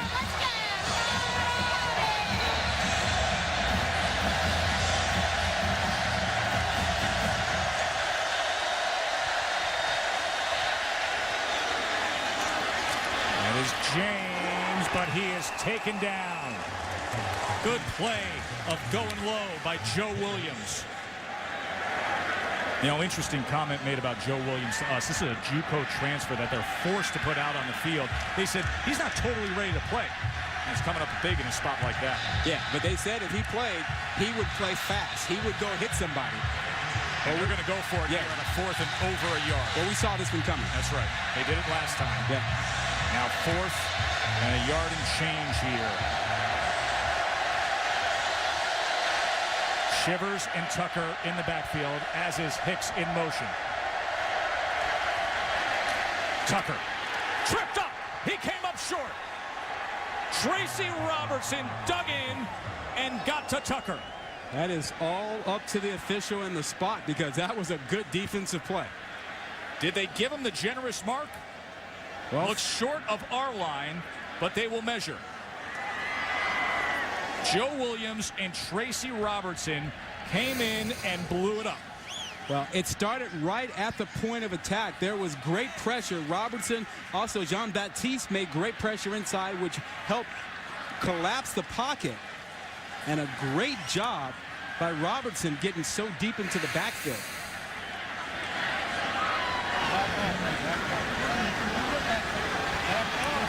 Wow, just by that. Remember, our yellow line is not an official marker. It was well short on the spot of where our 1st and 10 line was. But the chain gang comes on, and Coach Patterson's offense stays on the field.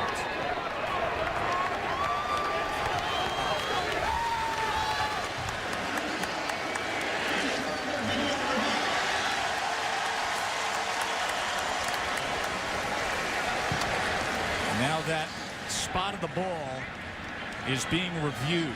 I think that's a good timeout call, not just for that, but because it's a good point to regroup defensively for Baylor because you put so much into that. You tell me, Rod, where's the knee, where's the ball? Well, he's down before our marker, but you made the point about what the marker means. I mean, that was a really good defensive play, but it was all dependent on the spot by the official. And it looks like he spotted just a little bit further than where we saw that. He spotted the ball inside the 31, but it looks like it should be beyond the 31. Here's the overhead. That looks more like it's around the 32 or just inside the 32. Yeah, on the other side of the 31. The point is the ball currently is marked inside the 31. Yeah. That's the difference. Well, even if they don't get this, I like the challenge. Regroup defensively. Your guys put their heart and soul into this, and you want them to move on. Now you gather them up, you tell them what they need to do to move on. But you don't want them thinking about giving up the first down after a great play when they've got to come back and play another play to keep TCU out of the end zone. So I like the call to challenge this right here. Meanwhile, if the spot on the field stands for Coach Patterson, his offense on the move, trying to tighten things up here, trailing by 11. But no need to change anything. You've got 2 timeouts. You've had good game management by your quarterback right now. So if the call stands, I think if you're TCU, you keep doing what you've been doing. You take the little short throws. You run a little bit inside. Agreed. You've got plenty of time. You know, and that really was the game plan coming in for Paul Hall. Hey, we've got a good defense. We're loaded at running back. We've got great receivers. Manage things. Go out and have a nice, easy night to get your starting assignment career off the ground here. But he got thrown into something, didn't he? He got thrown into an old track meet. 34 points on the board for Baylor, and TCU is looking to close that gap. Welcome back to college football, Tess. I'll tell you, Rod. You know, on a weekend where you look at those 2 big-time games on Saturday night, of course, Oregon and LSU and Boise and Georgia, but the rest of the schedule, there are people pointing at this game as the next best game. It's lived up to the hype. I tell you, it's a nice lead into what you're going to see on Saturday. Hey, here's the chain on the other side of the field. That's the point. Inside the 31. Where you have to get. Inside the 31. That's that chain they brought about. After further video review, it is determined that the runner was down at the 32-yard line, meaning it's shoved. Therefore, it will be Baylor's ball, 1st and 10. I think they got that right, Rod. Yep. So they reverse it. The fans in purple, incredulous. The rest of Floyd Casey erupting in celebration. If you are turnover on downs. If you're a TCU fan, you go, how often do you see that? How often do you see a challenge on a 1st down call and then get it overturned? Overturned, turnover on downs with under 2 minutes to play in this first half. A thrilling first half. So Griffin III and Ganaway back to business. Ganaway, look at him just go through that front 7 for another 1st down. You know, you've got your timeouts, all 3, and a $1:42, and you've been owning this defense. No reason to settle here if you're Baylor.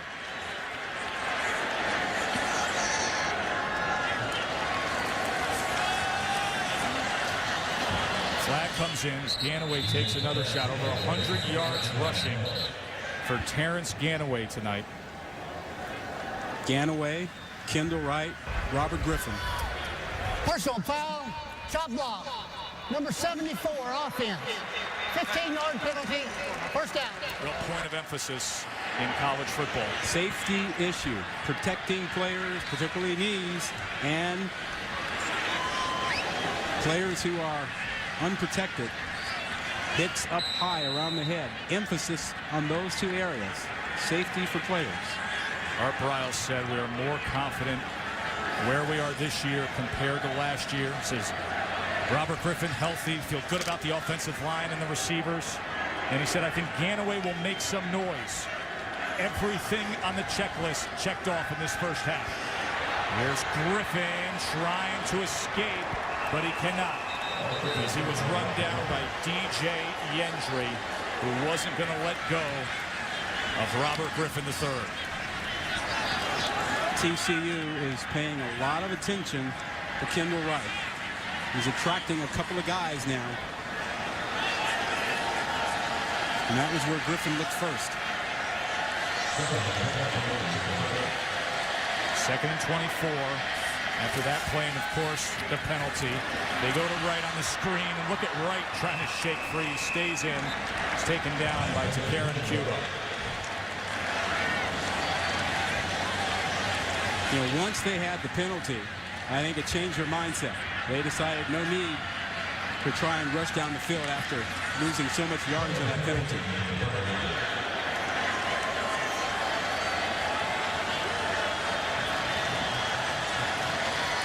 Final seconds of this impressive first half by the Baylor Bears. Oh! Free ball for a moment there. They're going to rule that an incomplete pass, as Jared Salubi just corrals it.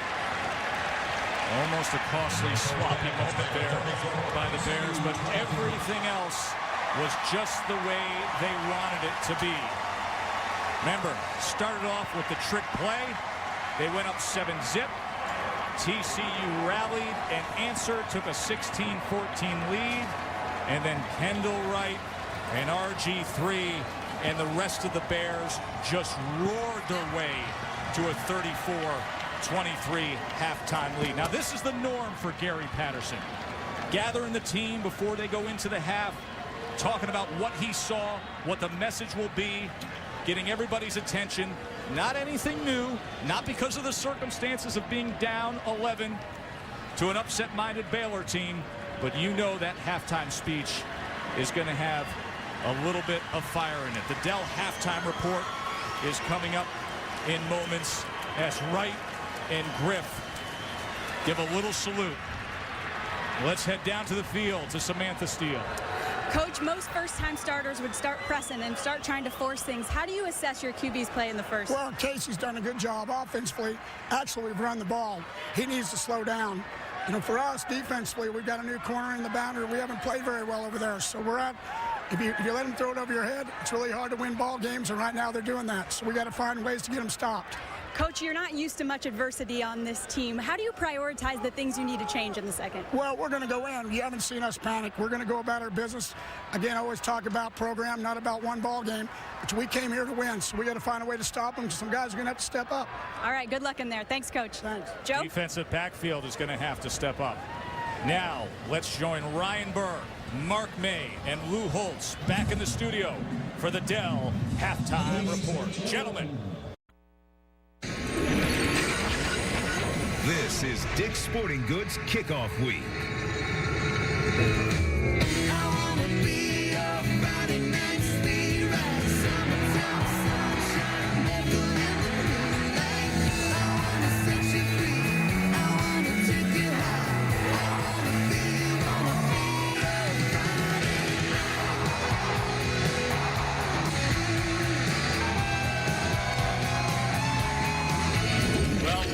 Antebellum welcomes you back to your Friday night ESPN College Football Primetime, presented by Russell Athletic as part of Dick's Sporting Goods Kickoff Week.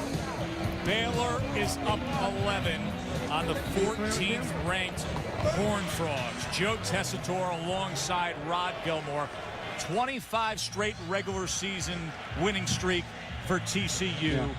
But, oh, boy, are they in a hole. What do they have to do to get out of it? You know, it sounds strange to say this, but play some defense. And really, Kendall Wright's been killing them, and that's the problem. Because when you play a man-to-man coverage out there, he kills them. And when you double out there, you play zone, they run inside with Ganaway, and Ganaway's got 105 yards rushing. So right now, the key is to find a way to deal with that guy. If they can't do that, they're not going to have much more success in the second half. Baylor's star receiver, 168 yards receiving, a couple of touchdown scores, and he set up another.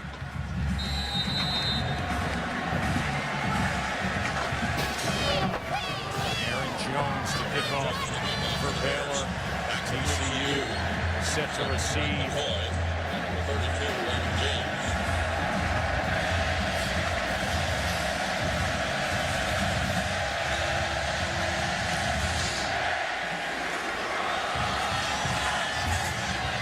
This is Greg McCoy backed up to the goal line.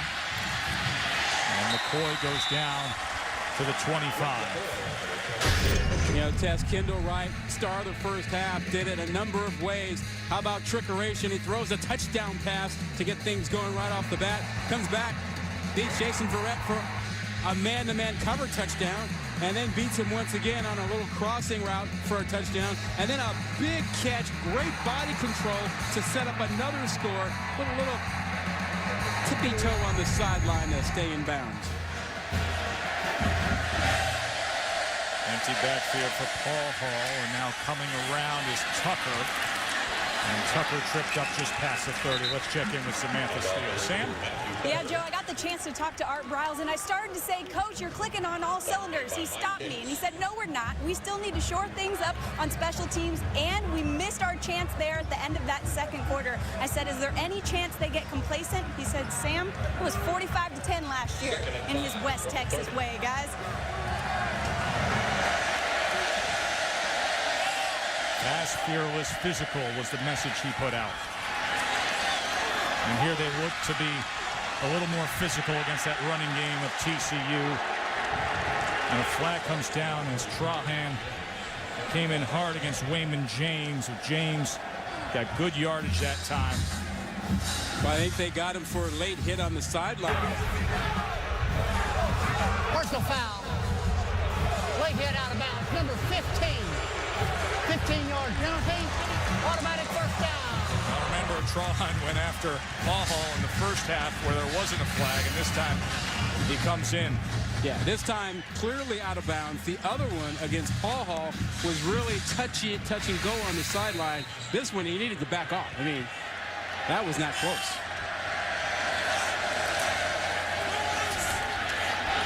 Not much running room that time for Tucker. And Jean-Baptiste Dixon able to find him near the line of scrimmage. TCU wants to make the passing attack easy for Paul Hall. Run it inside and then run the play action, take the shots down the field. They don't want him to have to throw it on 3rd and long, 2nd and long. Such foreign territory for them.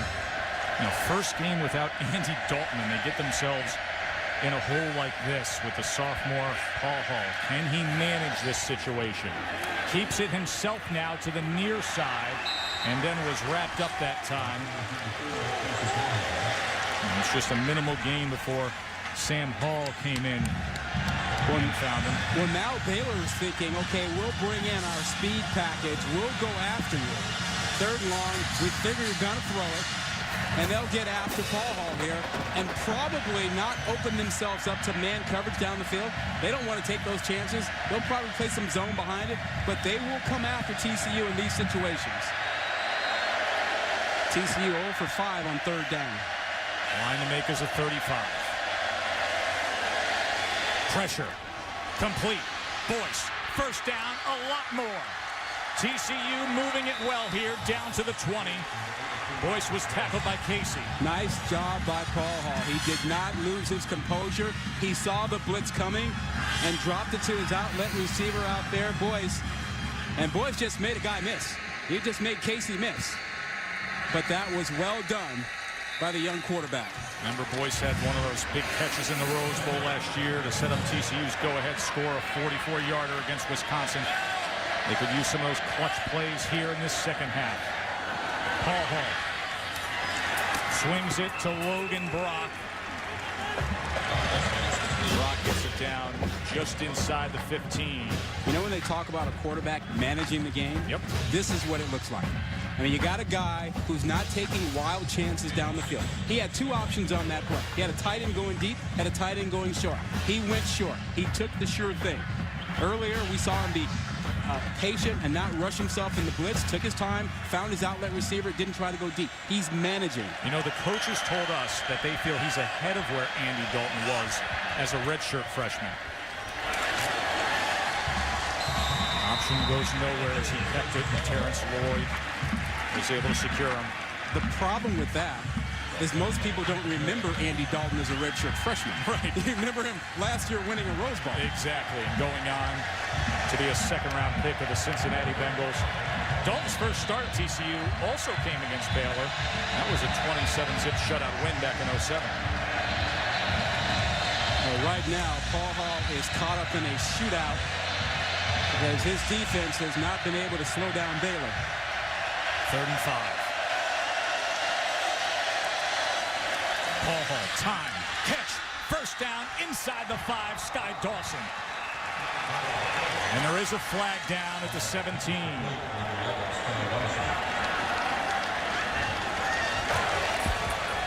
Personal foul, shot block, number 32 Austin, 15-yard penalty, 3rd down. That'll cost him. Well, we talked about it earlier. Safety, that's the second call this week. Wayman James, watch him, you'll see Mason coming in, and he goes down on him after Mason was just engaged a little bit by Tucker. It's a safety issue. They want you to stand up and block. What a swing, Rod, considering that the completion would have had them at a 1st and goal, and now the ball is backed up outside the 30. A 3rd down and 20.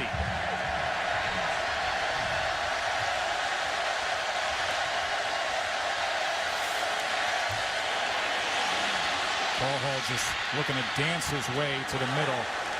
And he took a big hit that time by Mike Pitts.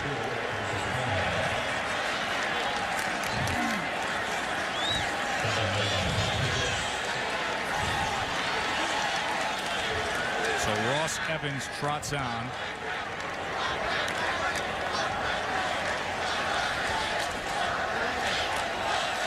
Just beyond the 30-yard line. So a 41-yard attempt. He missed from 41 earlier. Did make from 44. And this time he misses to the right. Missed from 41 to the left. Now he misses from 41 to the right. Evans 1 for 3 on the night. So they don't get anything out of that drive. The Baylor defense doing their part. Phil Bennett cheers them on. Casey Paul Hall with regrets. Just beyond that scoreboard that reads Baylor 34-23 over TCU is the DirecTV Drive to the National Championship bus. My man TJ drives that bus around, and he's going to be heading up from here in Waco to Arlington to the Cowboys Classic for Oregon and LSU tomorrow night on ABC. Of course, you start your day with Game Day. Game will get things started from Cowboys Stadium at 9 a.m. on the U, and then switch over to ESPN at 10 o'clock. Should be a big day of college football tomorrow. You know, the fellows from Game Day will have a nice little recap about tonight and their thoughts on TCU and their defense and what this might mean for them for the rest of the season. By the way, Chip Kelly live on the set at Game Day up there in Lot 3 at Cowboys Stadium tomorrow. Here goes RG3 trying to escape the rush, and he does successfully, getting it out to Terrence Williams for a first down. When you hear that Griffin is a great athlete, you assume he wants to get out of the pocket. He stays with the play.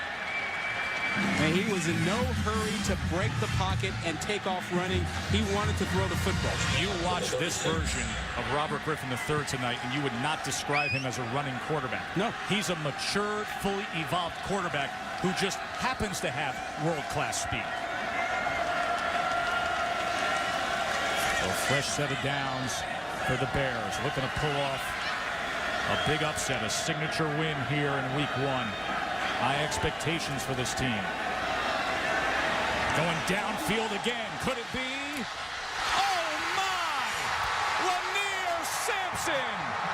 Unbelievable! RG3 does it again!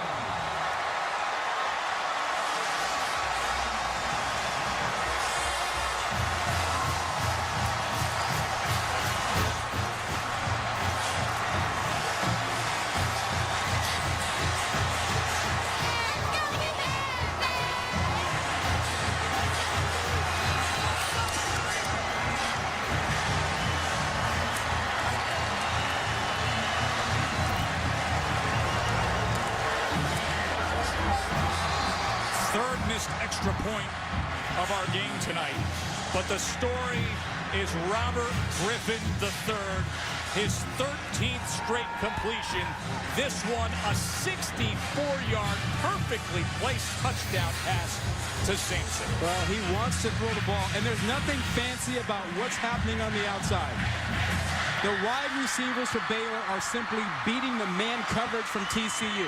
It doesn't matter if it's a veteran corner, McCoy, number 7, who's been out there for a couple years, or on the other side where they have inexperienced guys. They've been killing those corners in man-to-man coverage. Griffin has had a world-class night.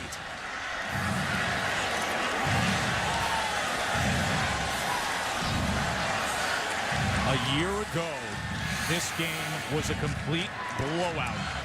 TCU demolished Baylor. Look at his numbers a year ago.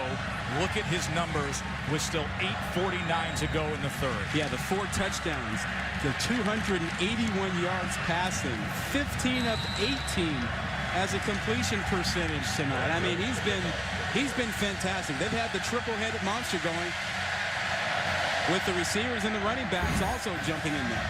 And then Lanier Sampson, probably the fastest receiver on the team. He's got that straight line speed, and he showed it off there.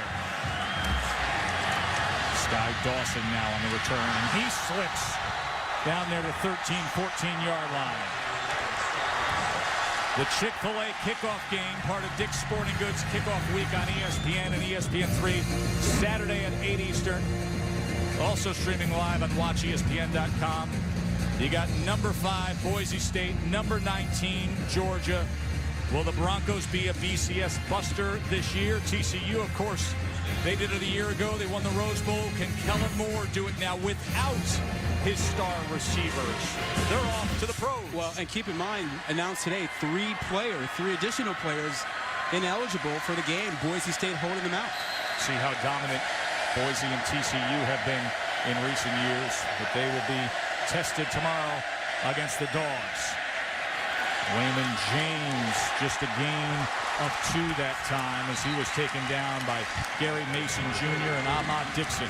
This is a critical drive for TCU. They cannot go 3 and out here.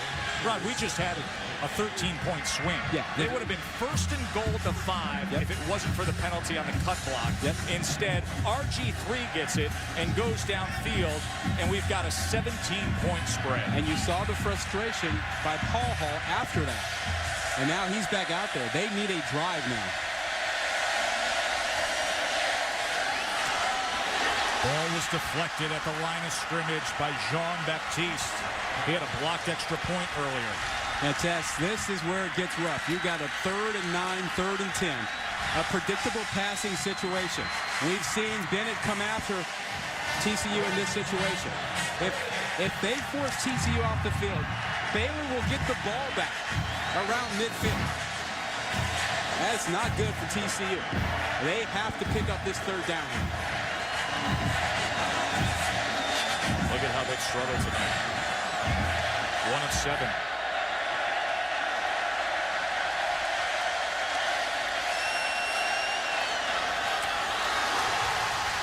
Incomplete. Hicks could not corral that ball. Gotta have help. Hicks is a veteran player.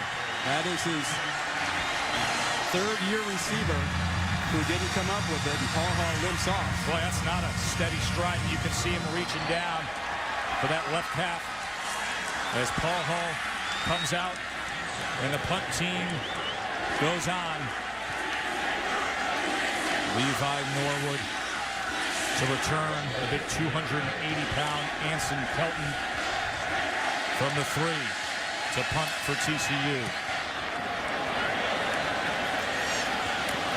Norwood from the 45. And he shakes loose. Look at Levi Norwood crossing midfield and battling for extra yardage. The son of their assistant coach, Brian Norwood.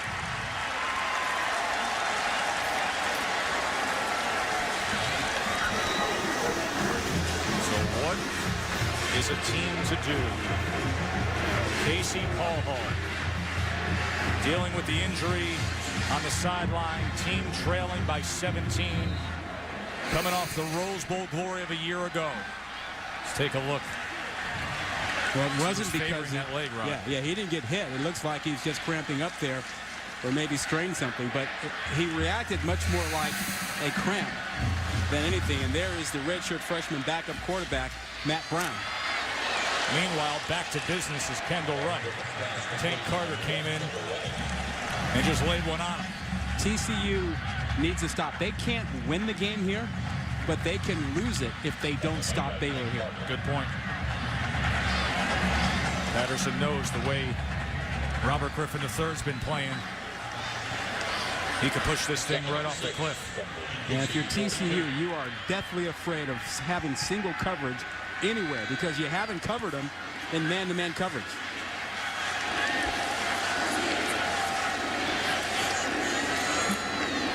Here's Griffin being pulled down by DJ Yendry. Samantha, what do you have for us? Yeah, you guys saw Casey Pahal come off the field. That left leg cramp in his calf, they're working on it right now. And it's kind of funny. We talked to them before the game. Coach Patterson said he wasn't that concerned about this because they've been practicing in the heat, unlike Baylor. Well, right after Pahal came off the field with the cramp, Josh Boyce ran into the locker room with what looks like the same thing. So it's an issue over here, guys. They practice in extreme heat. They have an indoor facility, but they're not air conditioned. They got the doors open out there in Fort Worth, and they let the heat come on in. But it is a hot day and a long night here in Waco with a lot of back and forth action. 3rd and 6 for RG3. He's going for it again, and he's got it again. Terrence Williams. What a night for Griffin.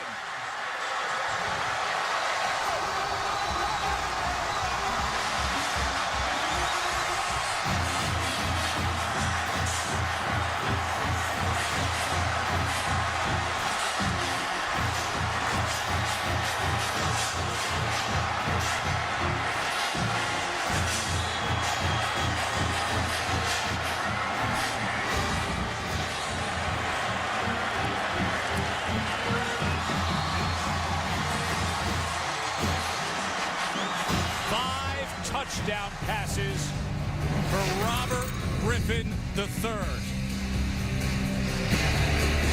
Baylor all over the Frogs.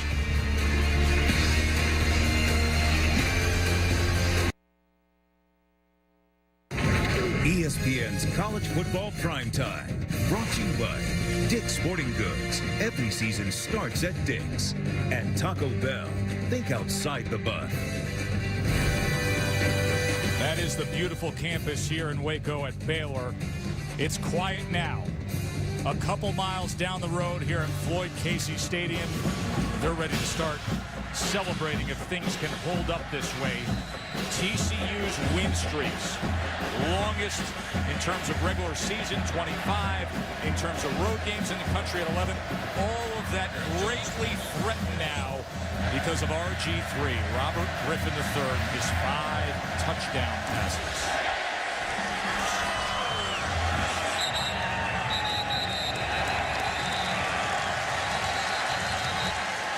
Saturday Night Football presented by Southwest Airlines. Oregon, LSU, number 3, number 4. The Cowboys Classic, part of Dick's Sporting Goods.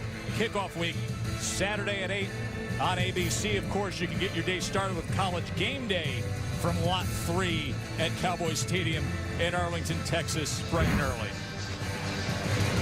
Oregon has its highest preseason rank in school history. And LSU, 5th time in 7 seasons they've been ranked in the top 10 coming in. That's a good matchup. We're going to have a great day tomorrow watching all that stuff, getting ready for our game on Sunday.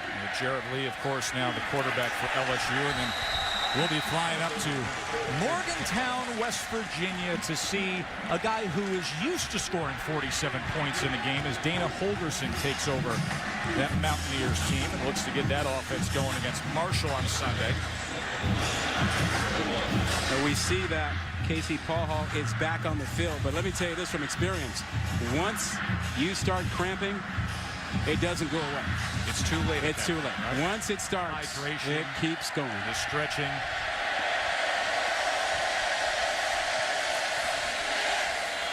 Tucker on the carry. driving ahead. It'll make for a third and about 3 and change. Casey Paul Hall taking over for Andy Dalton. See his numbers on the night. 110 yards and a touchdown. He went up against something special tonight in Robert Griffin III. This Baylor team came in so focused to avenge what happened a year ago when they lost by 35.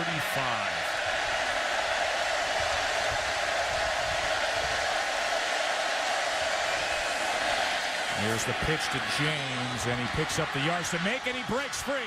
Wayman James cuts to the inside. And a big gainer for TCU. Mike Hicks was able to cut him down at the end.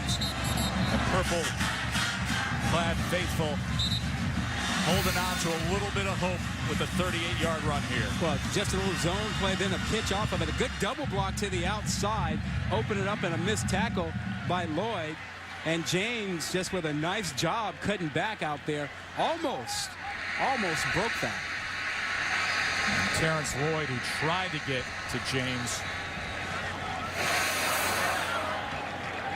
sitting there down on the field as the train staff for Baylor tends to him. 38-yard gain by Wayman James. Baylor up 47-23. We'll be back in a moment.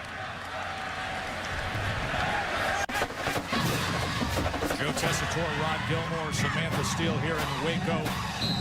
ESPN College Football Prime Time presented by Russell Athletic, part of Dick's Sporting Goods kickoff week. Baylor is looking for a signature win, an upset to start off this college football season. Can TCU rally back? Paul Hall comes back the other way to Logan Brock, and Brock has a first down. I like the way they're managing it, but I'd like to see TCU pick up the pace a little bit. A lot of ground to make up and not a lot of time. Yeah, they're going to be forced to.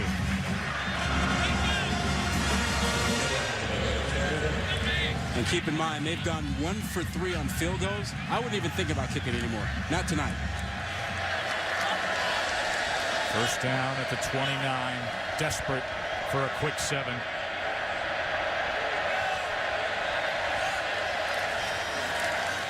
Pitch to Tucker. And Tucker is met right away. It was Chris McAllister who came in, as did Sam Hall. Yeah, I'm not suggesting that they panic, but the deliberate pace at which TCU is operating right now is not good enough to get it done.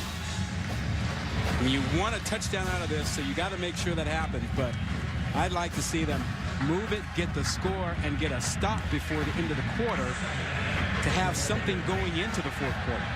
You want it to be manageable. Exactly. Heading into the fourth. 2nd and 8. Some pressure right up the middle. And Paul Hall just releases it inside the 20 to Jonathan Jones. The pressure came by Bryce Hager. Yeah, they're trying to protect Paul Hall so much that now you put him in situations where they know they can dial up the blitz. And Hager comes straight through, untouched, with a straight-on shot. And now you've got another predictable situation here. A 3rd and 5. And not a lot of territory behind you, so you ought to feel pretty comfortable bringing pressure again. Tucker and James in the backfield, 3rd and 5. Threw it behind the intended receiver, but a good job by Josh Boyce to wrestle it, and it'll depend on the spot. Looks like it's very close to that marker as Casey and Boyce wrestled for the ball down on the field. That ball was almost picked off because, as you pointed out, it was thrown behind Boyce, and Casey almost got in there. But if you pick up this first down here now, which it looks like they have, still, you want to come right back and get the touchdown sooner rather than later.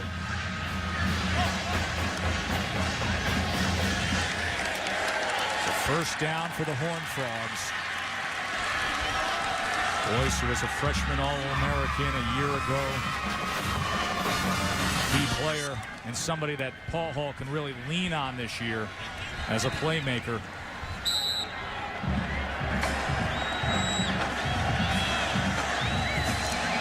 So the current drive as that clock ticks towards 4 minutes. They like to throw out of this formation. Instead, they go with the inside handoff to Andre Dean, who's another one of those Pac-12 transfers, came in from UCLA. Another one of those guys that left the state of Texas. He's from Katy, Texas, went to Westwood, and then came back after not enjoying his time in sunny California. You can always come home, Ryan. So it would seem. 2nd and 6 now. And Tucker leaps up and over, but will be about a yard short of that line to make. As Gary Mason Jr. was able to get to him.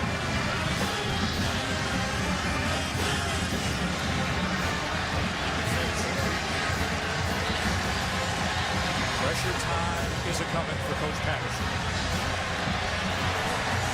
That play clock is winding down, and they're going to have to burn a timeout. Yeah, I don't They get were it. slow to get up to the line. I don't get it. Paul Hall looked up. He saw a 3, a 2, and a 1. Way too deliberate the last 3-4 minutes. And you see the end result of that. Burning a timeout that they could probably use in the 4th quarter.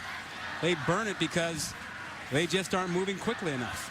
Well, Gary Patterson is one of the best coaches over the last 10 years in this sport, and the hotshot coach of a year ago is going to be on College Game Day on the set live tomorrow with the crew.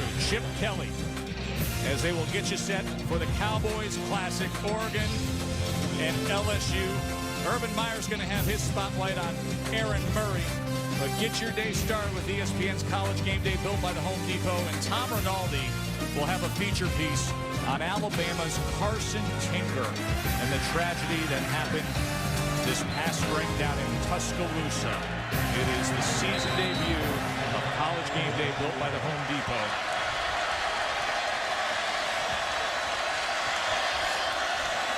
They need a yard. Paul Hall to pass. Out of the backfield is Shivers. Ball came loose and is spotted down. You saw the official throw the beanbag down. It'll be good for the first down. As Chance Casey pounced on that. Watch Shivers trying to work his way in. Only that shoulder got in. The ball didn't cross the plane. Inside handoff goes absolutely nowhere that time. Could you take longer to pick up 7?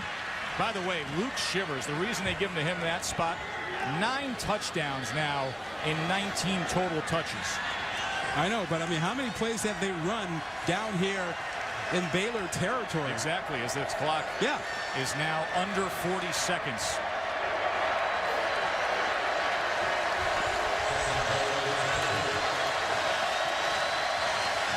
Here's Boyce now. They hand it off to their star receiver that time, and Terrence Lloyd comes colliding in. You get the impression that TCU fans are tearing their hair out. Well, you go undefeated, you win a Rose Bowl, you're not in spots like this often. Well, we talked about the difference with an Andy Dalton. All those years, all that trust. You know, Dalton would have had them in the end zone by now. That's no slight on Paul. It's just the fact that he's not as experienced, and they're taking their time and protecting him, and they get no points out of this drive before the end of the 3rd quarter. A nation's best 25-game regular season win streak, and they're trailing 47-23. The 4th quarter when we return.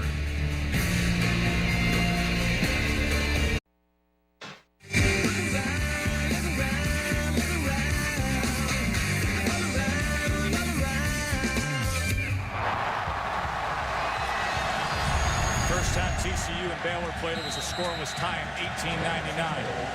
They put 70 on the board through 3. 3rd and goal coming up short. Antoine Hicks So 2 times now down here at the goal line, receivers carrying the ball for the Frogs.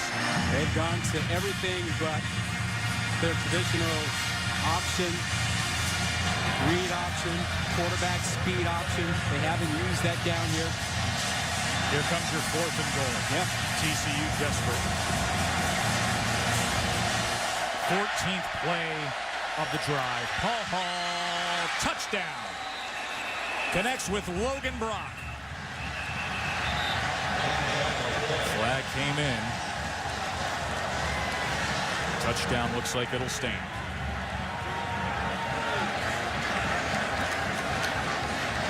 A 14-play drive. Offside, defense, number 11. Penalties declined, touchdown. TCU would like to close this to be a 2-possession game. They want to go for the 2 here, make it 47-31, keep it at 16. They got the chance at 16 as a 2-possession game. You know our rule. We like it in the 4th quarter. You can go for 2. Don't like it before that.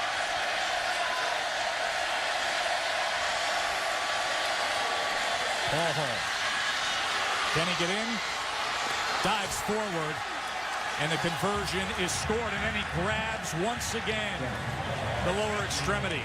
Cramped up earlier. Yep. And look at him in pain here as he extended himself. Yeah, once they happen, they just keep coming back, and they feel bad. Still hope for the 14th ranked Horned Frogs. Trailing by 16 now.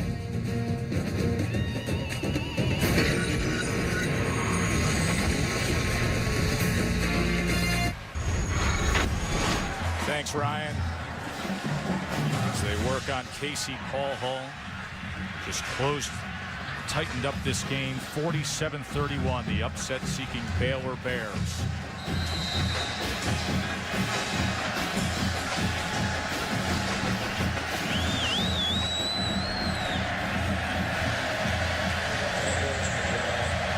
Jones and Martin back for Baylor.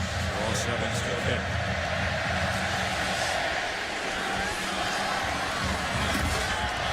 Jones from the 1. And he is met at the 21. Let's take a look at some great teamwork brought to you by Russell Athletic. Well, it's been the threesome. Griffin the 3rd, Ganaway, Wright, big numbers. Griffin 327 yards passing, 5 TDs. Ganaway a power inside, 105 yards. That opened up everything on the outside where Wright just went nuts with a couple of touchdown catches, threw it for a touchdown, and already has 10 grabs on the day. And this is against a TCU defense. A TCU defense that still includes Tank Carter and Tanner Brock. A team that has led the nation in defense in 5 of the last 11 years. But RG3 is just lighting it up tonight. Ganaway, their power running back. Gain of about 2.5.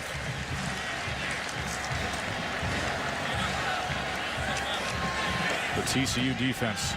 Look at these numbers. They've been so dominant that the numbers that Baylor's offense has put up tonight, the most since 04, 05, 1990 touchdown passes. Yeah. They haven't given up 6 touchdown passes since 1990. Well, they've had more picks than touchdown passes allowed over the last 5 years with like a plus 23. 2nd and 8 now. Going to get a heavy dose of Ganaway. Just able to get about a yard that time. Well, and because Baylor wants to bleed the clock, it helps TCU. What's hurt TCU has been their cornerback play. That's right. And they've given up the big play on the outside when they've tried to play man coverage all night long. You know, Griffin the 3rd going to Kendall Wright and Terrence Williams all night long. Now they want to milk clock. Yeah. 3rd and 7. Let's see if he takes a strike this time. Remember, Tess, they lost 6 starters, including 2 corners, off that TCU defense from last season. Here's Griff. Has time. Now he's going to use the legs, then quickly tries to get it out of there. Terrence Ganaway couldn't hold on, and Griffin a little slow to get up. So the TCU defense does their job that time. Yeah, Griffin's so determined to throw the ball and not just be a running quarterback that even at the last second, when he probably should have kept it here, he decides to throw it and wasn't prepared for the hit that he got. That ended the streak of 15 straight completions. Spencer Roth, freshman punter, as he boots it away to Sky Dawson. A sky-high punt, and here is Dawson. Picks up a block on the edge, and here goes Dawson. Flag comes in late as the freshman Spencer Roth comes up to meet him. Well, there was a block in the back, way back near where Sky Dawson turned the corner, and it didn't get flagged right away, and the crowd reacted. Yeah, but it was an official down the field that threw it. Gary Patterson measuring the situation, wants to see what the officials will come up with here if it's coming back this return. Greg Burks was the player on TCU who set that block. I think he got Sampson, Lanier Sampson, in the back. He never got his head in front or even on the side. And as an official, the official looks to see where does the player fall. If he falls to the side, it's a clean block. If he falls on his face, then he was blocked in the back. They have so much to try to look at, and then you add that in to the equation.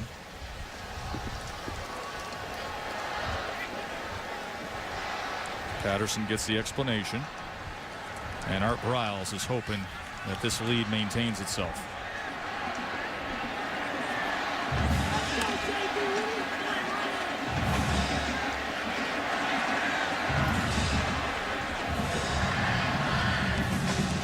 Now they seem to have some confusion about it.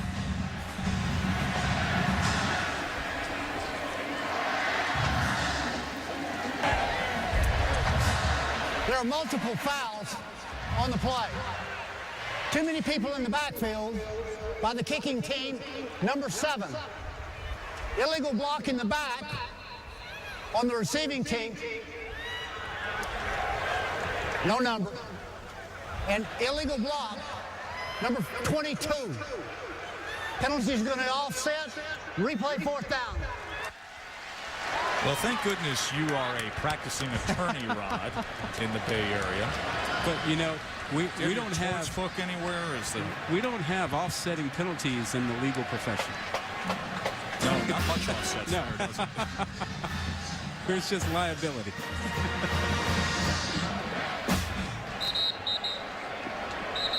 So they will replay 4th down as Dawson heads back out there, and Spencer Roth, who put a big hit on Sky Dawson. I mean, Roth goes 6'4", 230. We have the biggest punters you've ever seen in a game tonight. 6'4", 230 for Roth, and then TCU's Kelton is 6'4", 280.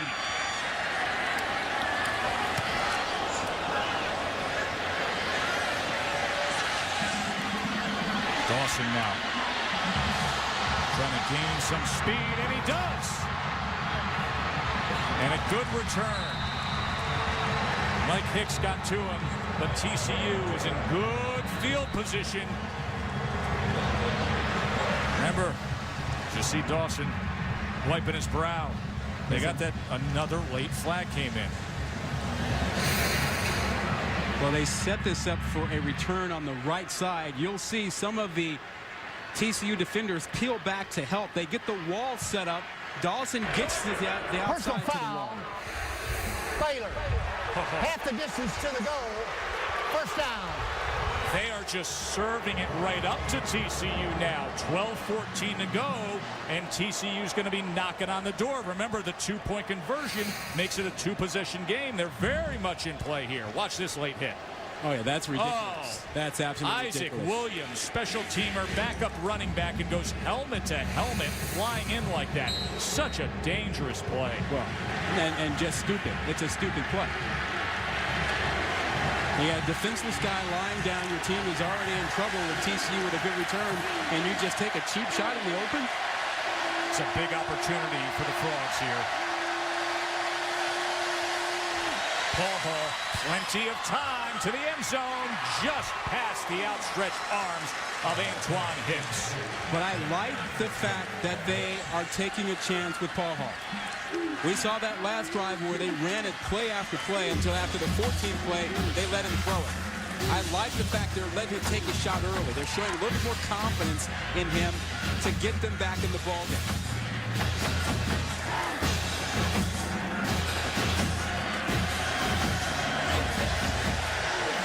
Andre Dean now in the backfield with the sophomore first-time starter Paul Hall.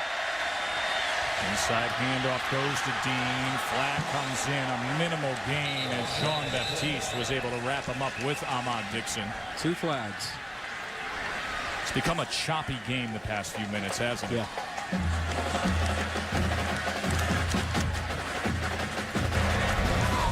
Holding. Offense. Number 77. 10-yard penalty. Second down. Spencer Thompson, one of their key offensive line reserves, who gets a good amount of playing time rotating in. Well, you know, you expect to see penalties early in the season. You expect to see some sloppy special teams play. That's just because of timing. You know, you haven't gone full speed enough. Certainly not against an opponent. So it backs them up to a 2nd down and 20. Now they want 7. Paul Hall, look at the time he has. Gets it complete. Sky Dawson, shake and bake. Loses his helmet and is down at the 10-yard line. Elliot Coffey was the last to get a hand on Sky Dawson. Star sprinter on the track team, as we showed you earlier. Tough guy. He bounced right up after that late hit he took just a couple plays ago. He's not a big guy, only 170, 175 pounds. But man, can he fly, and can he change direction. So a 3rd down just inside the 10. They have to leave the ball in Paul Hall's hands. The new D-court, Phil Bennett. What will he come up with here? Only brings 4 to the end zone. Boys, touchdown, Frogs!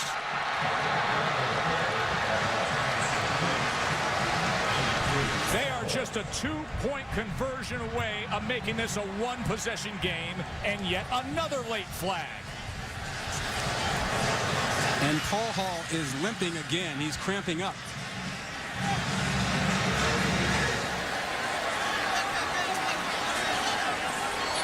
As Paul Hall tries to stretch that right leg, and referee Randy Crystal tries to straighten things out. Personal foul. Hands to the face. Number 49. It'll be a 15-yard penalty enforced on the ensuing kickoff. What is going on with Baylor all of a sudden? Well, they don't know how to close out games. You know, Baylor had a big lead heading into the 4th quarter, and they did nothing on their last possession offensively, and they've just had penalty after penalty to help out TCU. This is a critical 2-point conversion here. Trying to make it a 1-possession game.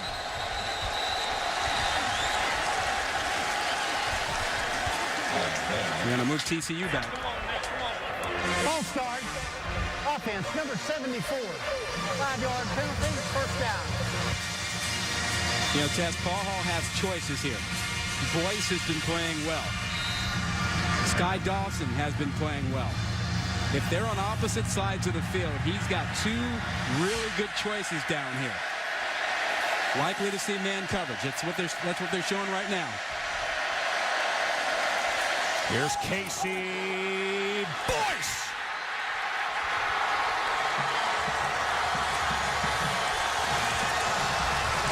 We got ourselves a 1-possession game. What a comeback by TCU here in the 4th quarter.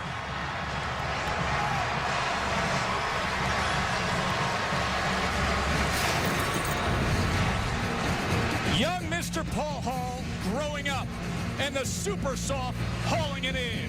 Don't go anywhere. What a thriller.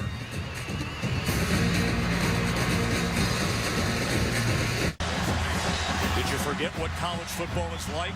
Welcome back to the thrills and chills. Joe Tessitore, Rod Gilmore, Samantha Steele here in Waco, where number 14, the defending Rose Bowl champs, have rallied back. They trailed 47-23 at the start of the fourth, and now the coach of the year, Gary Patterson, is looking to bring it all the way back. 16 points scored in the last 3 minutes and 18 seconds. And the crowd in purple is up and rallying again.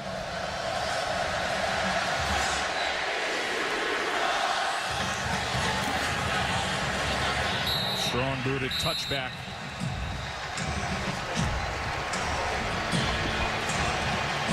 Of course, number 5, Boise State, much like TCU, always considered among the elites of the BCS Busters from the non-AQs, and they get their chance to start the season the right way tomorrow against 19th ranked Georgia and their great quarterback Aaron Murray. The Chick-fil-A kickoff game, part of Dick's Sporting Goods kickoff week on ESPN and ESPN3 Saturday at 8 Eastern.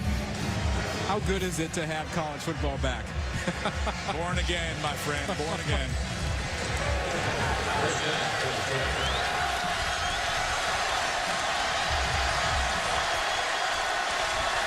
And now RG3 back to work.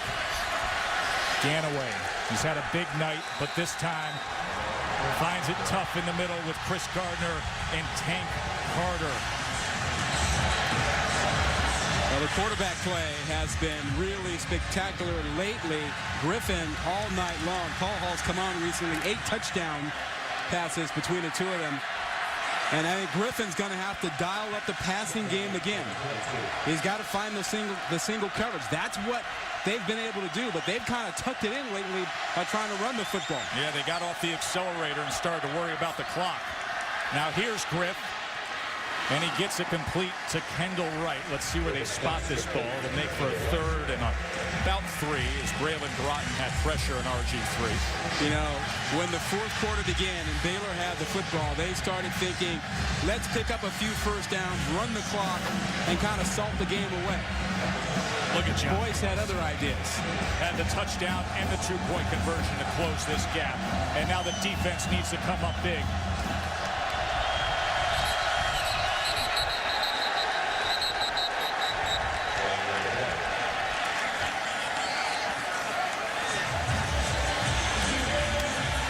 Art Briles wants to see his team just stay composed here. False start. Offense. Number 71. 5-yard penalty. Third down. But instead a bit of unraveling. Ranked opponents. It's been a long time, Rod. You got to go back to 2004 against the Aggies when Baylor has pulled off a win like this. They got number 14 on their home turf. They had a 47-23 lead. Yeah, now the pressure mounts. They have 10 penalties for 102 yards, and that's opened the door for TCU. 3rd and 7. Empty backfield for Griffin. Nowhere to go for Terrence Williams, and the Frogs are just stoked up defensively. Kevin White came up and made the tackle. Since the touchdown pass to Lanier Sampson, the TCU defense has really been tough. They've shut down the first down play, the first down running play, and forced Baylor into 3rd and long, and they've gotten off the field both times. And watch out for that guy, Sky Dawson. 60-meter champ in the Mountain West. He flat out flies.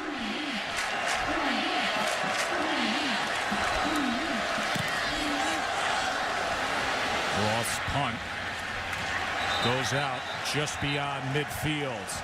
TCU is going to have the ball trailing by 8 with over 8 minutes to play, thanks to the strong defensive efforts of Kevin White.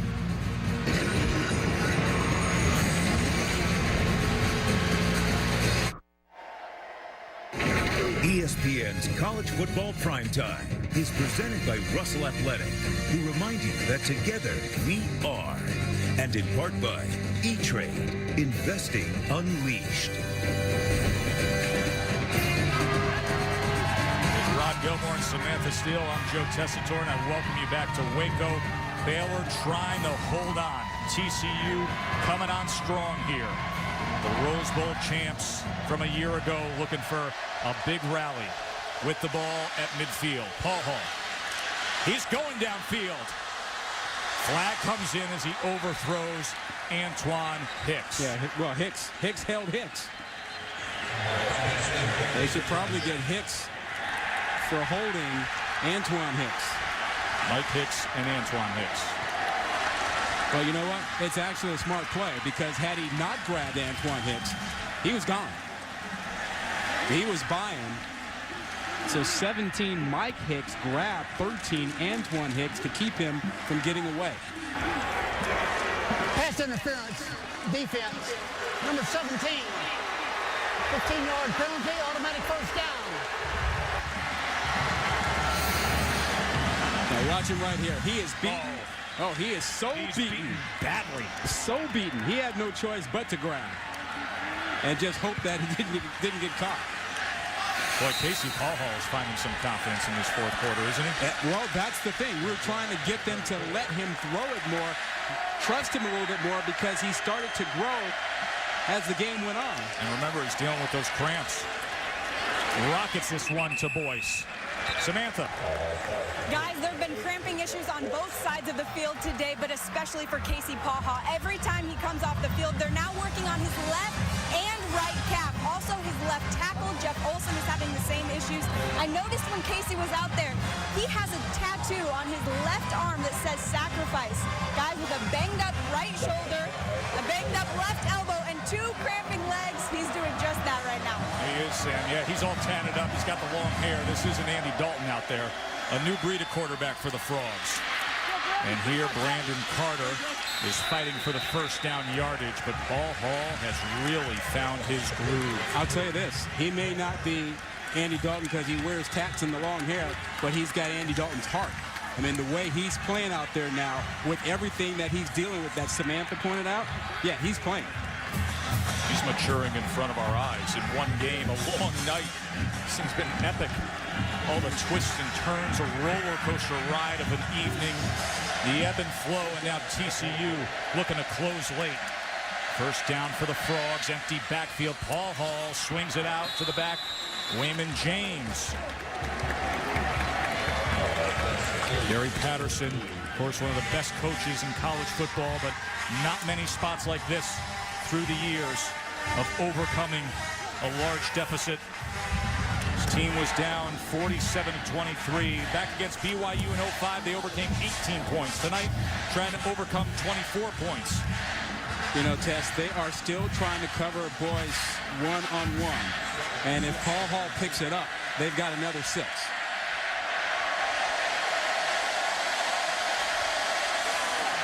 Play action. Pressure. Touchdown! Oh, my! The Frogs are a 2-point conversion away!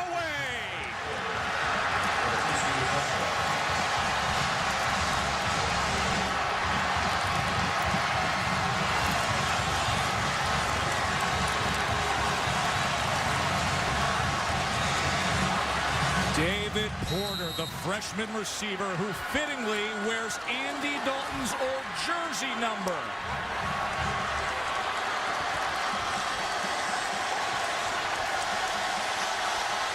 This to tie the game.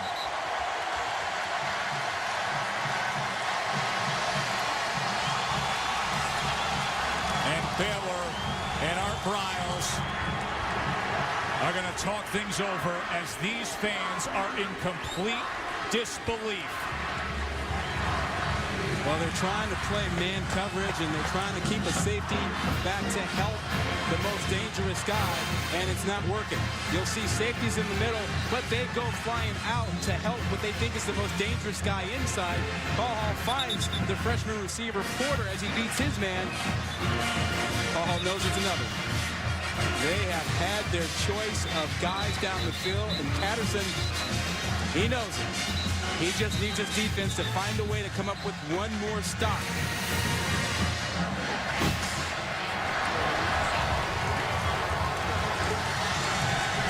You forget what happened earlier in this game when you see a rally like this. You forget how dominant Robert Griffin III and Kendall Wright were. Now the Baylor defense. Boyce still on the bottom in single coverage. Trying to keep him out with his two-point conversion. Pressure up the middle. Paul Hall to the end zone. Incomplete. As Boyce is cramping up as well, but still 7-11 to play. I'll tell you right now, Baylor has to score. They're not going to stop TCU. They have no chance of playing any better coverage back there. They're getting beat like a drum now the way TCU's secondary was beaten in the first half. Boyce locked up in single coverage again, was open, just couldn't pull this one in. And cramped up right after he dropped that one. That's a catch he normally makes. 22 points scored by TCU in the last 7 minutes and 12 seconds. Gary Patterson has accomplished so much in his 11 years as head coach. This is not the norm. This is not how he writes his scripts. To have an all-drama, back-and-forth game like this, needing a fourth-quarter comeback. And if you're thinking ahead, thinking forward for Baylor, you can't come out running the football. You've had no success at it. You can't think about bleeding away the time. You've got to go back to Griffin and let him throw the ball. They got away from it, and it's cost them. Here's Jared Salubi. And Salubi to the 25. Let's check in with Ryan. All right, Joe, just a reminder over on ESPN2, it is USA Soccer, an international friendly as the U.S. men's team takes on Costa Rica. Once again, USA versus Costa Rica, international friendly on ESPN2. But then again, why would you ever turn off TCU Baylor, guys? Ryan agreed. You know, Tess, what, 92 points tonight? Not a single turnover. It has been so wildly entertaining. Plenty of cramps, no turnovers. Griffin now, here goes RG3. Ball comes loose. TCU trying to corral it. And they got it. The Frogs have it. Stanley Mapanga has secured it. Baylor is falling apart. Mapanga stripped it, and he recovered it.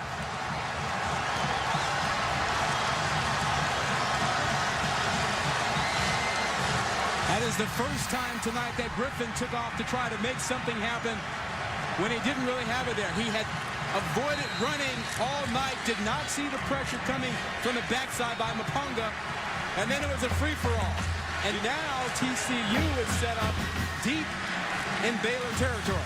Rod Gilmore, did you just say before that play, no turnovers tonight? Yep. Couldn't have come at a bigger moment for the Frogs. Paul Hall right back out there. And going to the air.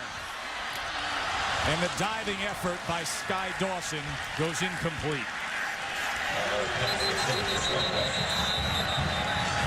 A tale of two halves for Griff. And another cramp. Listen, it was 100 degrees here. It's been a long night of all-action football with loads of scoring. Keep in mind, these guys have been working out in 100-degree weather for about 28 of the 31 days in the month of August. Coach Patterson takes every precaution with the hydration and the extra trainers and the mandatory ice baths. But you get in a game like this, in weather like this, and the level of intensity that we're seeing on the field today, and it's a war of attrition. 2nd and 10. That is complete, and Jones stays on his feet for a first down. Jonathan Jones, the senior, his dad was a former defensive back at TCU. What an effort by Paul Hall. He's definitely feeling it. A lot of confidence, despite the fact that he's got cramps in both of his legs. Still trying to wing it out there. He can't run as well as he started running the ball game. And they turn that turnover, that fumble recovery into some instant offense. Fresh set of downs for Paul Hall. They only bring 4. He goes deep. Incomplete.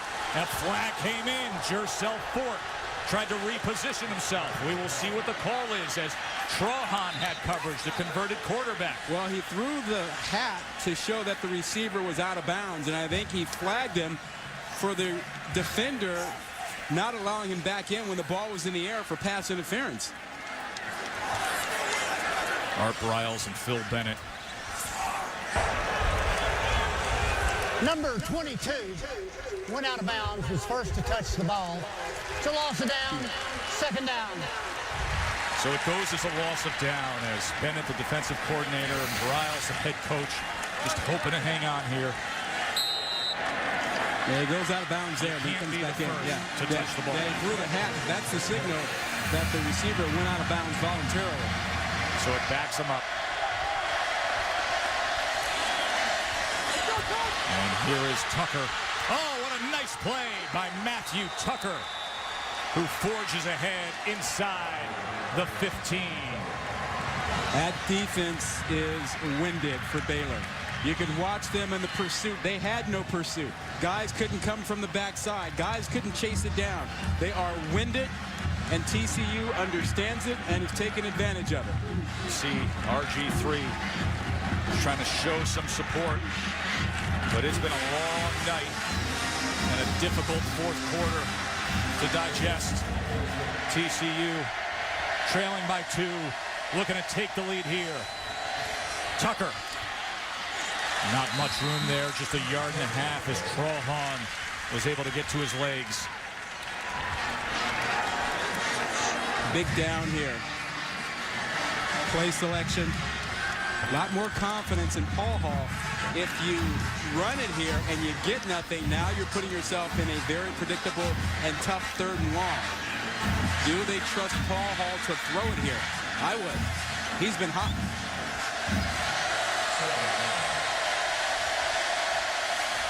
And they do. And he does. And it's complete to Boyce to the 10-yard line as he was pushed out by Chance Casey. So it'll be a 3rd down and just over 5.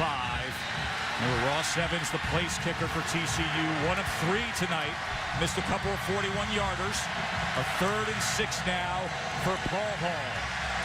How does Baylor play it defensively? They've been killed with single coverage down here. This might be the time that they actually go away from that and play some zone down there and try and force the ball to be thrown quickly and react to it. James in the backfield, 3rd and 6. Plenty of time.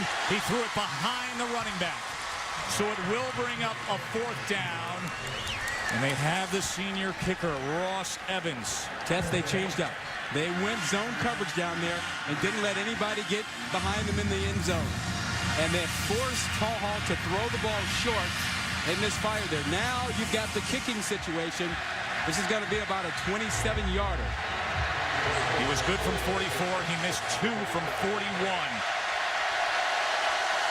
to take the lead.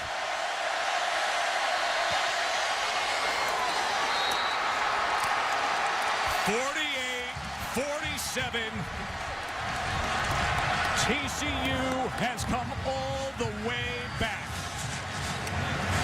They started the fourth quarter trailing 47-23.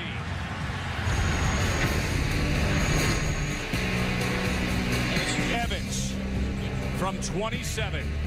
Money.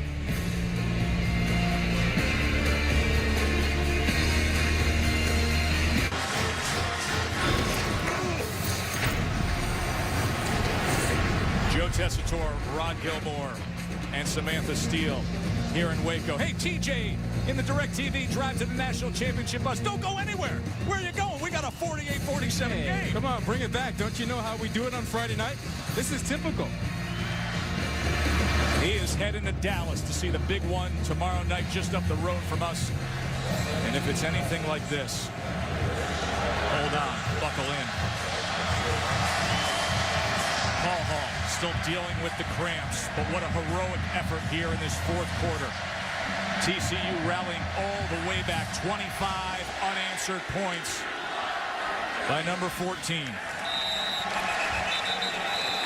Let's take a look forward for TCU, brought to you by Sprint. Last year in the Mountain West, next year they go to the Big East. They got the renovated stadium up there in Fort Worth, and they've got a great slate of home games. Well, they get Oklahoma showing up in their new stadium next season. That ought to be something. West Virginia will also visit them. Pretty impressive. With all the issues going on with the Big 12 and who knows what other conferences might be affected, pretty wild time for both these teams on the field. TCU moving to the Big East and Baylor wondering what's going to happen with the Big 12. In a strange way, now that they're trailing by one, is this the best thing that could happen to the Baylor offense? Yeah. Because they just came off the gas pedal when they had the lead and didn't do a thing. Now here's RG3, Robert Griffin III, and that ball was deflected away as he was trying to get it to Kendall Wright. Sam Carter came in. And Griffin took a shot. Looked like he got it by Maponga and got him after he released the ball. Yeah, it was. Yeah. It was Stanley Maponga. Yeah, he didn't see it coming. Caused the fumble and recovered the fumble. That put TCU in position to take the lead moments ago with the field goal. TCU defensively, less man coverage. Pressure off the edge, and Robert Griffin's pass went into the field. You know, he's taken a couple shots. And that'll make you short on the ball every now and then. But he's taken a couple of big hits in the fourth quarter. And now TCU defensively has been laying back, not playing the man coverage, taking away the deep ball, and forcing Baylor to try and work their way down the field. 3rd and 10, trick play again. They did it earlier, and this time it works.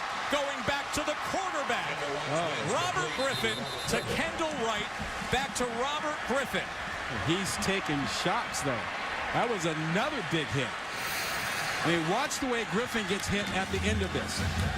Wright gets it back to him, but look at this. He's splitting two guys and takes a big hit from the linebacker, Gardner.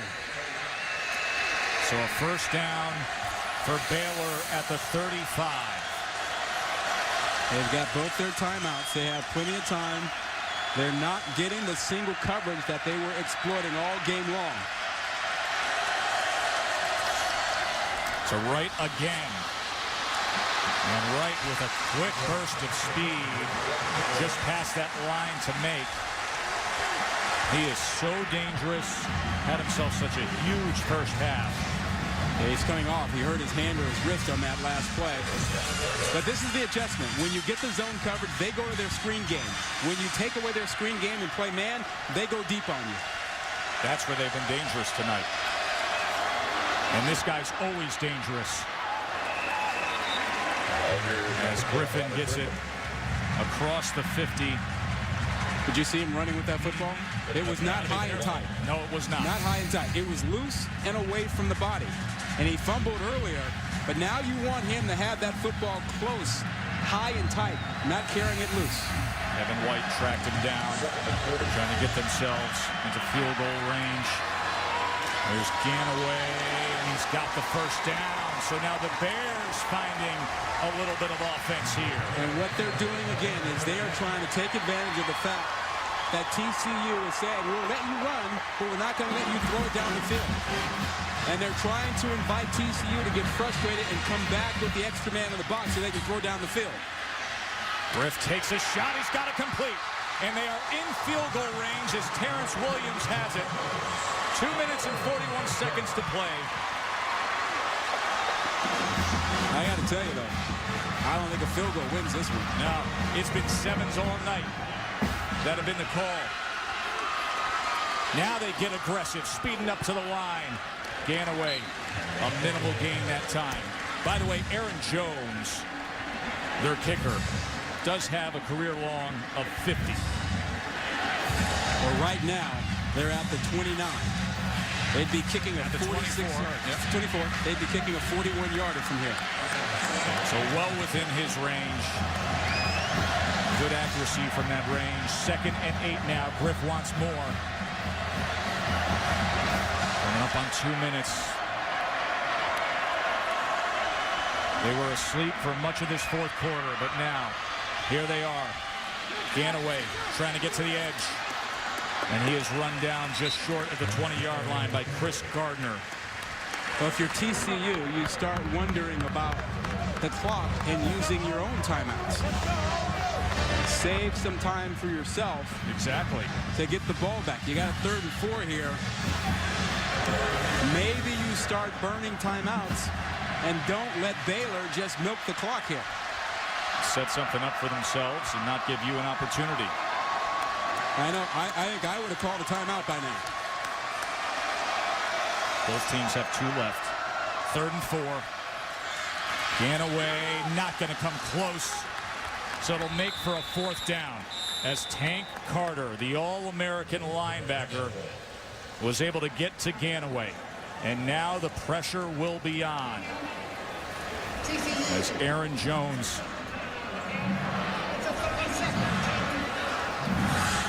timeout is called by TCU. That'll leave them with 1. So they will have, if this field goal is made, TCU will have 1 timeout in just over a minute. By the way, Aaron Jones last year, 4 different times in the season, he hit a field goal on the last play going into the half. Heck of a way to open up the Friday night primetime schedule, Rob. We told you we got an upgraded schedule this year. We got the Rose Bowl chance to open things up. Big 12, Pac-12 showing up. And bigger games in Texas. You got one tomorrow over in Dallas. Longhorns are looking to have a turnaround. But right now, Baylor is looking to take the lead. 37-yard field goal attempt from Aaron Jones. And he nails it. 50-48. Baylor finds themselves late and tacks on 3 to retake the lead. Well, he kicked that hard and strong. That would have been good from 47. And that is your 8th lead change of the game. And you still have 1:04 to go and 1 timeout for Casey Paul Hall.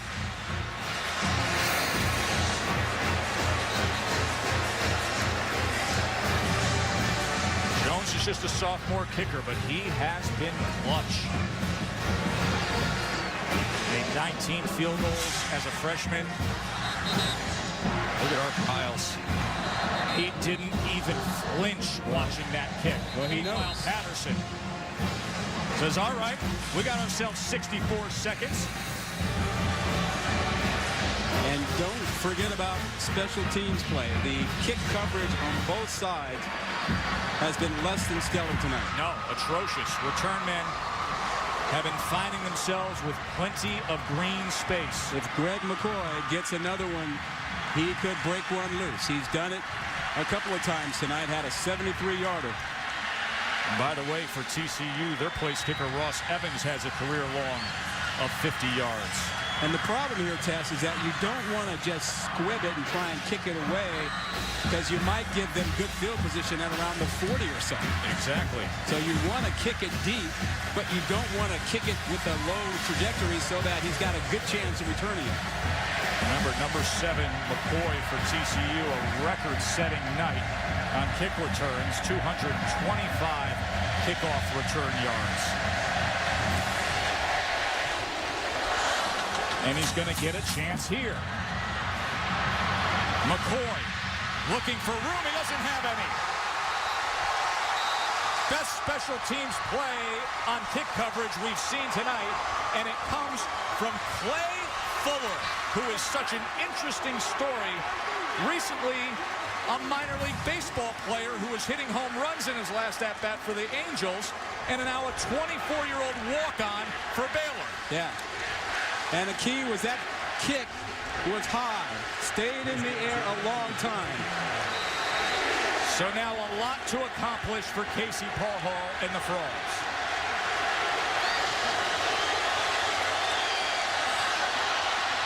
Complete out of the backfield is Matthew Tucker. They are out of the hole in one play, all the way out to the 44. 30-yard pickup. They picked on the former quarterback, Trahan, not accustomed to playing the ball in the air. They got him isolated with Tucker, and Tucker came up with it. Clock stopped at 52 seconds.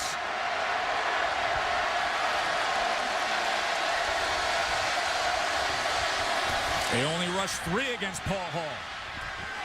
And he gets it to Boyce, who steps out after a minimal gain. Remember, the line to make for field goal range for Ross Evans is the 33. If they can get the ball inside that 33, he's fine. That is about the edge of where they need to be. Exactly. They would prefer to be inside that 30 and have it be somewhere around the 40, 41-yard kick. And he's missed a couple from 41 already tonight. From 41. He's made from even longer from 44. But his career long is 50.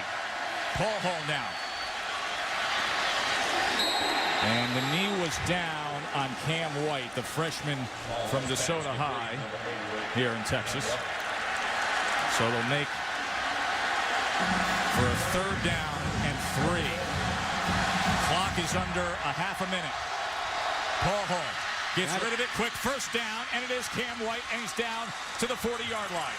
They have a timeout. They want to spike the ball. You got to stop the clock. Clock will go once the ball is marked. And they do just that. The clock actually went down to 18 seconds. Well, you're at the 40-yard line. That is way too far. That's a 57-yarder from there. You got 18 seconds and 1 timeout. You have time with that timeout. You can take a shot over the middle and try and pick up 15 yards, 20 yards, and make it more realistic for your kicker. By the way, looking up at those flags, the wind is going right to left. He has the wind at his back.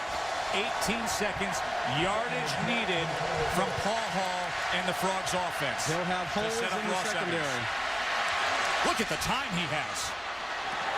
Almost intercepted. Ahmad Dixon made a move on that ball and almost sealed the game. Well, they're taking away the deep throw. They're underneath areas, holes open, but Paul Hall, remember, is trying to throw with cramps in his legs, and he just couldn't get enough on that football. 12 seconds remain. Baylor trying to hold on for a signature upset win against the defending Rose Bowl champs. They need about 10 yards to have a realistic shot.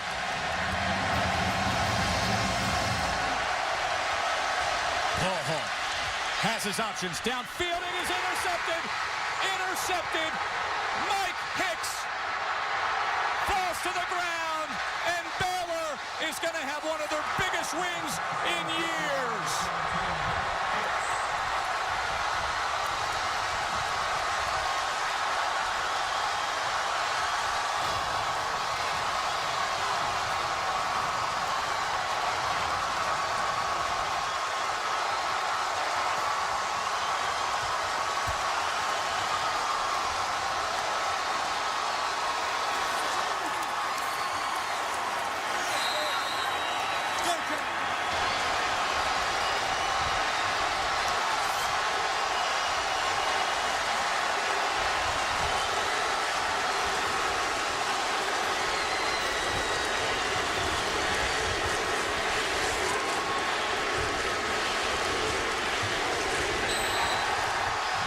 Griffin III takes a knee. As you can see, tension running high as they are storming the field. The first big one of college football 2011. Those are the freshmen here in those gold jerseys. What a way to start their college years. As Mike Hicks came up with a big pick. It was the first time tonight that Casey Paul took a gamble. He threw the ball into coverage where there really wasn't anything open, and Hicks came up with a big pick. So many streaks snapped tonight. The nation's best regular season winning streak comes to an end. The nation's longest road winning streak comes to an end. TCU, after going unbeaten a year ago and capturing the Rose Bowl, they drop a thriller here at Baylor.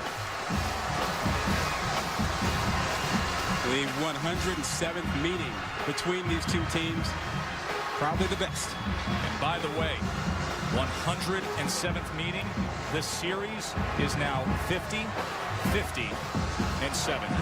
Let's go back and look at the play that finished things off. Well, TCU was on the move. Yep. Watch the coverage. Look at the 3 green jerseys that he's throwing into. He doesn't have a guy there. He's trying to make something happen. It was the first time all night that he did that.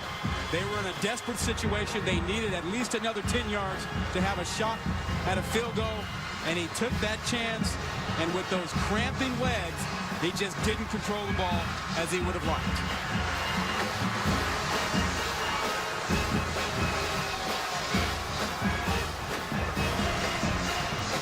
You know, Ron, after an offseason of NCAA investigations, of scandals and suspensions and the vitriol,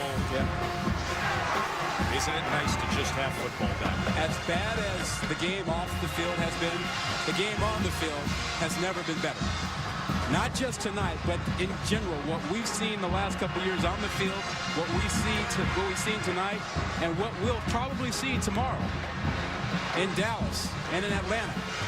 The game on the field is fantastic. A sea of green and gold here in Waco, Texas, on a special night for Robert Griffin III, the sensational quarterback, perhaps the best athlete in all of college football, who tore up this TCU defense only to see Casey Paul and the Frogs come all the way back after they trailed 47-23. And then the re-rally by Baylor, capped with Aaron Jones' 37-yard field goal and 1 moment of defense by Mike Hicks.